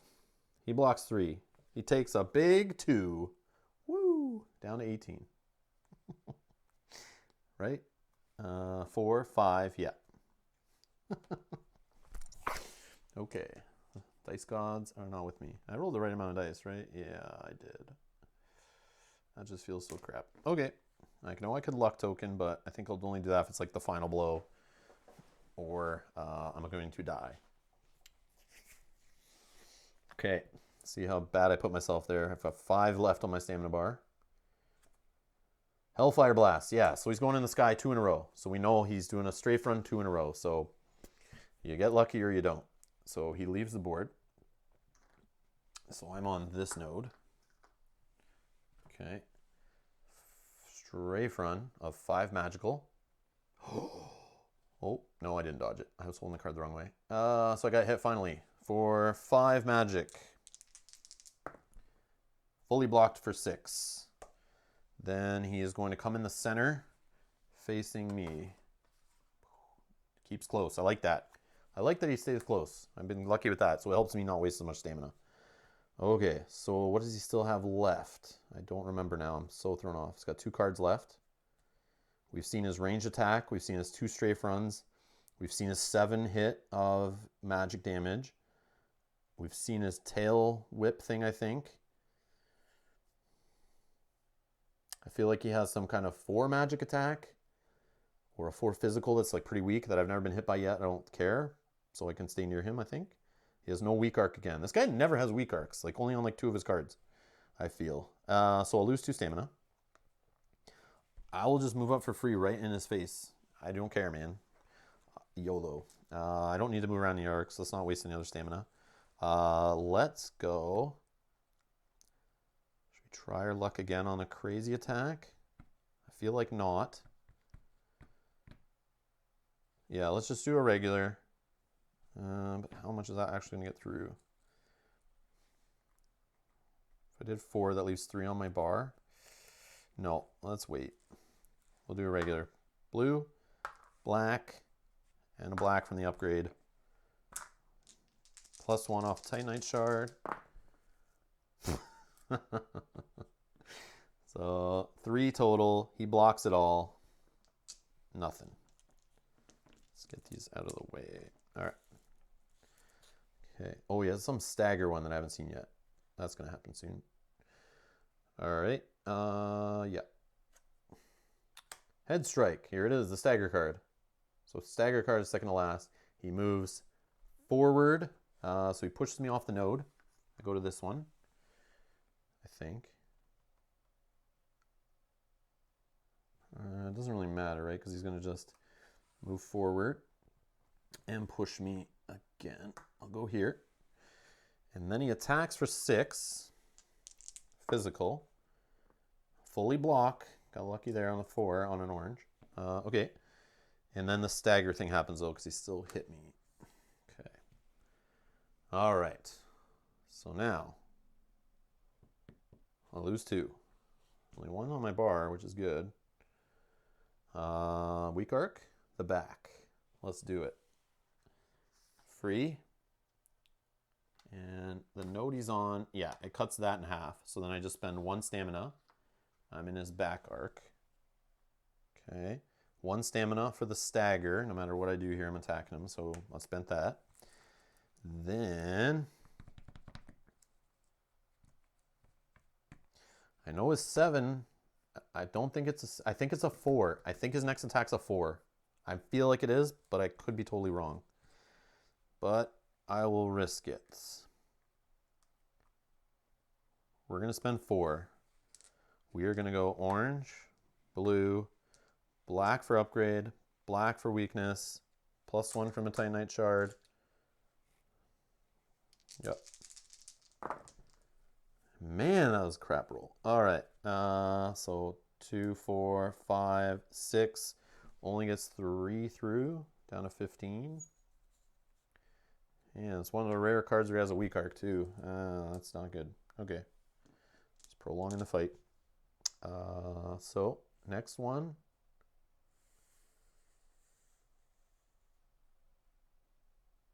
Mark of Calamity now, please. Oh, is that what the last card was? Yes, it was. Mark of Calamity. Ah, yes, I forgot about that. So it's going to hurt me on my defense roll. Whoops. Okay. Yeah, that's bad. Okay, so I should have known that. I forgot about the Calamity part of it because it never hit me before, right? So I never thought of it. But so he's going to face me, and he's actually going to push me off the node. So let's just go. It doesn't really matter. Oh, it does. His weakness arc. So his weak arc, or it pushes me then faces me, right? No, I feel like it's like a move where he pushes first and then he faces. I'm pretty sure. So he pushes me wherever and then he'll just face me wherever. And his weak arc is on this side, so I'll just go here. It goes like that, I think. Now his weak arc's over here. And then for magic attack, I block all but one. And then I get the Mark of Calamity. So my next dodge defense block, it'll only be a block or a resist or whatever. -1 to my results. So I need to heal up. So start of my turn, lose 2 stamina. Backpack that. Heal and shield. Then let's just do the free heal off my thing. Off the heal, off the heal. Okay. Yeah, I want to attack though, but I know he's got heavy attacks coming, and I don't want to fill up my bar again right now. So let's just move back for free. What does he do first? Is it the range attack? I think it is. So it doesn't really matter. Oh, it's the tail one maybe. If it's the tail one, I think I'm okay. So either way, I'll go back there just to be safe. Okay, flip his deck. Yeah, it's the tail. So he spins, doesn't hit me, and then he moves back 1. Done. No weak arc. My turn, lose 2. I'll just switch back to my regular weapon.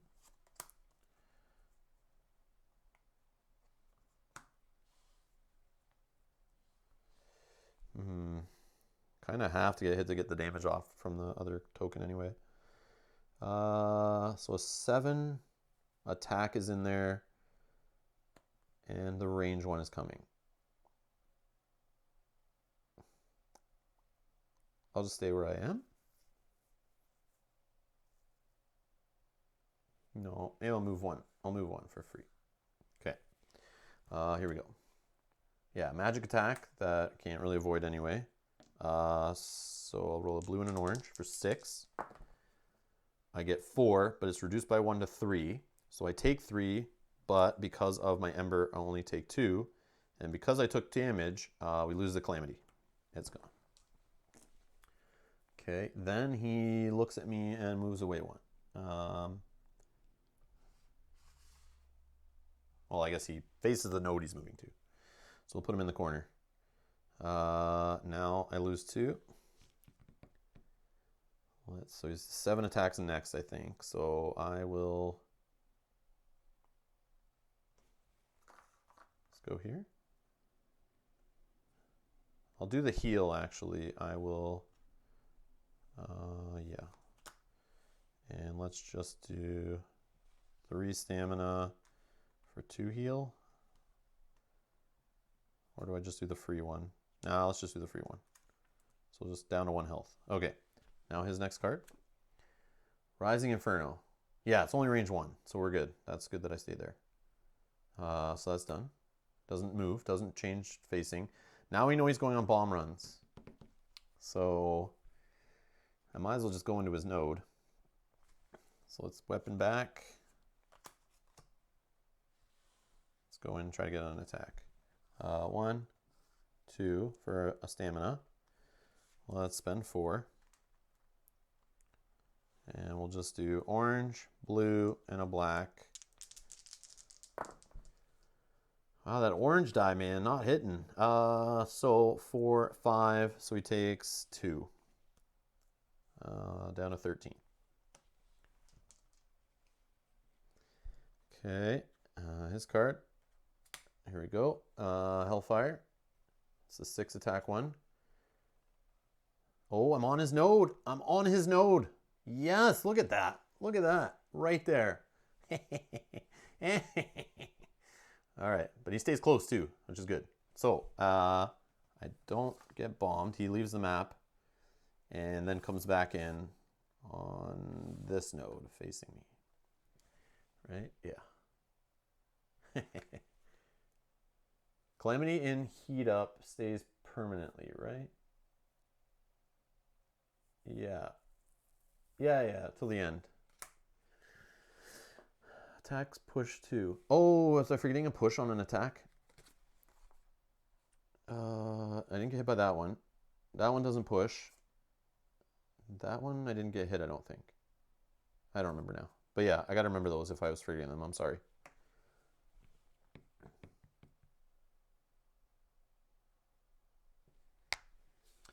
I can see you like Dark Souls. I think you would love Hoplomachus. I highly recommend Hoplomachus Origins. It has full solo challenge mode and can be played 2-player, and it's only $52 US. So that's like 600 Canadian dollars. No, I'm just kidding. It's not that bad. Conversion rate's bad, but not that bad.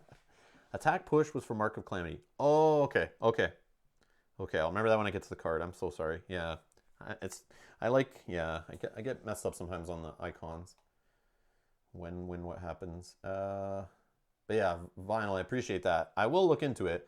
Like, obviously, Chip Theory stuff just makes me want that stuff. Like, I love their quality of stuff, but it's just an older game I never hear much about anymore. So it's like, if I get it, I know I'll have fun with it. But like, will people want to watch us play it? Maybe. Maybe that needs more love and more attention. But yeah, I'll look into that. Put that on the list. So Hoplomachus Origins. Yeah, when I was at Gen Con, I wasn't sure what to get. So like I was looking at it all on the floor and people were buying Hoplomachus stuff. But I didn't know, I didn't have time to research like which box or where you start or anything like that. What is the text on Kalameet's card? It's just his Calamity and Ruin. It says, Kalameet's behavior deck always includes the Mark of Calamity and Hellfire Blast cards, which are, I don't know if one's showing already. No, they're coming, but they have a little symbol on the side that shows, like reminds you. It's just a setup thing. Yeah, Raleigh's got it. Okay. So we did that. My turn. Lose 2 stamina. No weak arc again. We know he's just going up into the sky again. So where will he bomb now? I don't really care. I'm just going to go in his front arc on his node, spending 1 stamina to get there. I'll just do a regular attack. Blue, black, black. So 4 plus 1 is 5. 2 gets through. He's down to 11. Next. Another run. We knew this was coming. This one's only 5 though. I dodged it again, I think. Yeah, I'm on the 3rd one in there from the corner. So he leaves. I'm on this node with him. Then he'll come back in right here, facing me. I've been lucky with the fiery runs, man. I'm like just giving in, thinking like I can't hide from them, so I'm just going to go after him. But then where he is, he just doesn't seem to burn.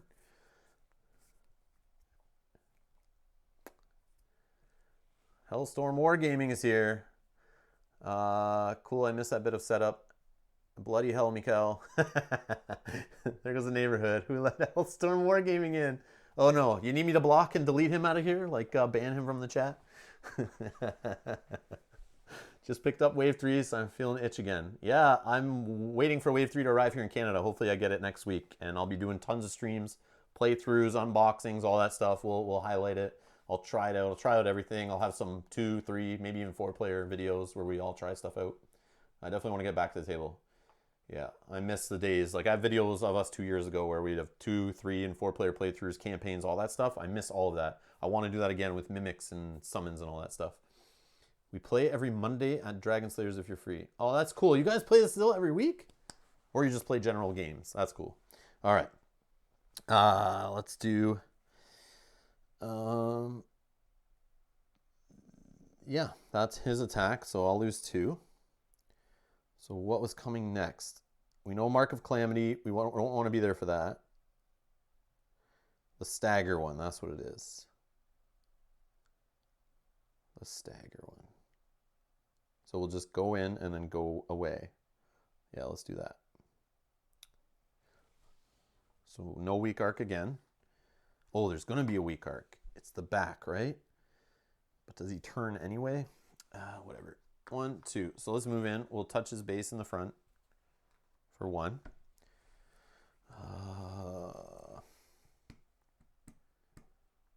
Let's just do the free. Black, blue, black, +1. The black dice roll rather than the blue. So it's 5, 6. Because of +1 off Titan Shard. 6, he blocks 2, 3, and 3 go through. Bring him down to 8. Which way do I go here? 8. All right, we're in single digits. Feels good. Okay. He will go. So it's a range 1. So he would have moved and range 1 away. So I could have moved away from this, but whatever. Oh, and this is the weak back arc where I get trapped and then I get hit by the stagger thing. But the Mark of Calamity, I mean. Oh, well. So he will push me off his node. I'll go here and stay in his arc. He will then go towards me. Push me. I'll go here. Then he will attack me for 6 physical, which I'll block 4 of. Take 2. And stagger time.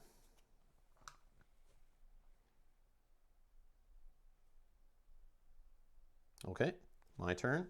I'm gonna actually heal. Just get rid of clean up my bar a bit. So that'll go away. So I'm gonna go 1, 2. No, see, he's gonna make me use extra stamina. So I'll do that. I'll just do the free heal clear, which actually cost me a stamina to do because of stagger. Yeah. Did I clear stamina before moving though? No, I don't think I did. I don't think I did. Did I? Oh, flask and big hit for the win. Yeah, I always forget I could just flask it. But yeah, I'll just stop there. He will go. I think I'm far away enough for Mark of Calamity, if I remember correctly. He will turn. Moving 0, range 1, 4 attack. I'm not there. Now weak arc. Okay. Weak arc is on this side. Okay. So clears 2 stamina. Let's switch back to my weapon.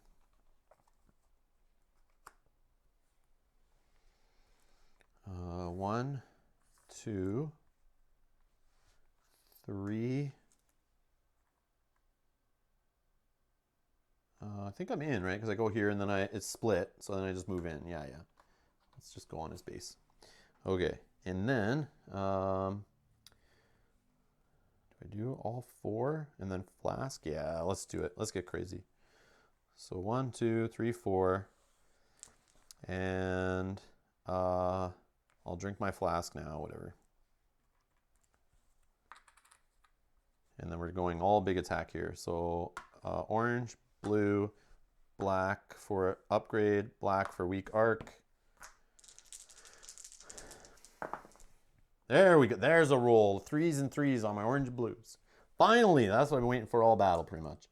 And even the black's got a 2. All right, and a +1. So we're at 6, 7, 8, 9, and 10.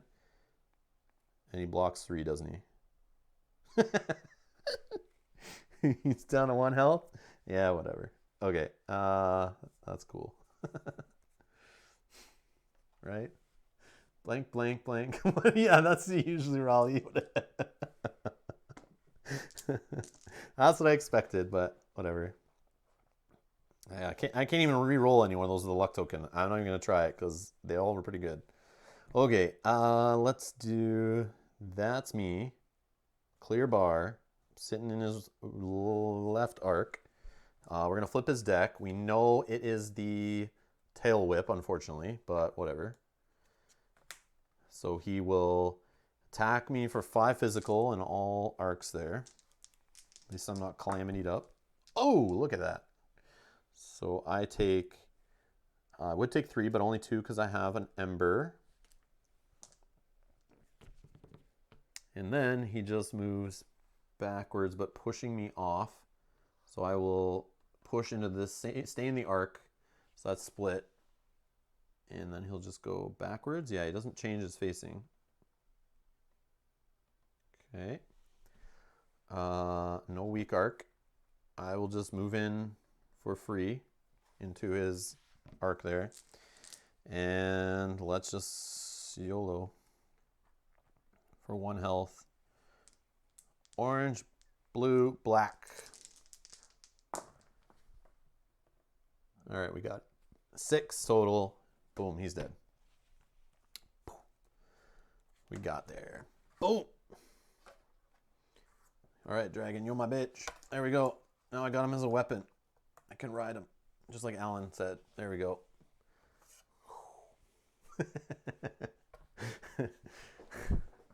Daenerys Targaryen that shit and flew him away. All right, woo.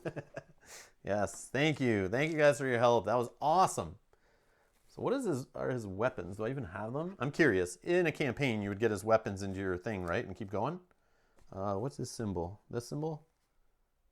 Oh, Calamity Ring. Blighttown Key? No, that's the wrong one. That's no, never mind. That's for the Gaping Dragon. I think it's only these 2 cards.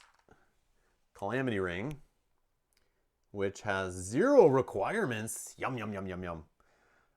You suffer -1 success on each block, resist, and dodge roll, but gain +1 success on each attack roll. That's awesome. And then, oh, that's the Titan, so we don't need that. Then what do we got here? Obsidian Greatsword. 33 Strength, 33 Faith. 2 orange on a 1 stamina, I like. 5 stamina though. That's a little rough for 2 blues, but it's magic and hits all enemies within range 1. So you can do like kind of like a smash a sword down to a blast, I guess. But it's got 2 blues, 1 in each for a defense. It can take only 1 upgrade though.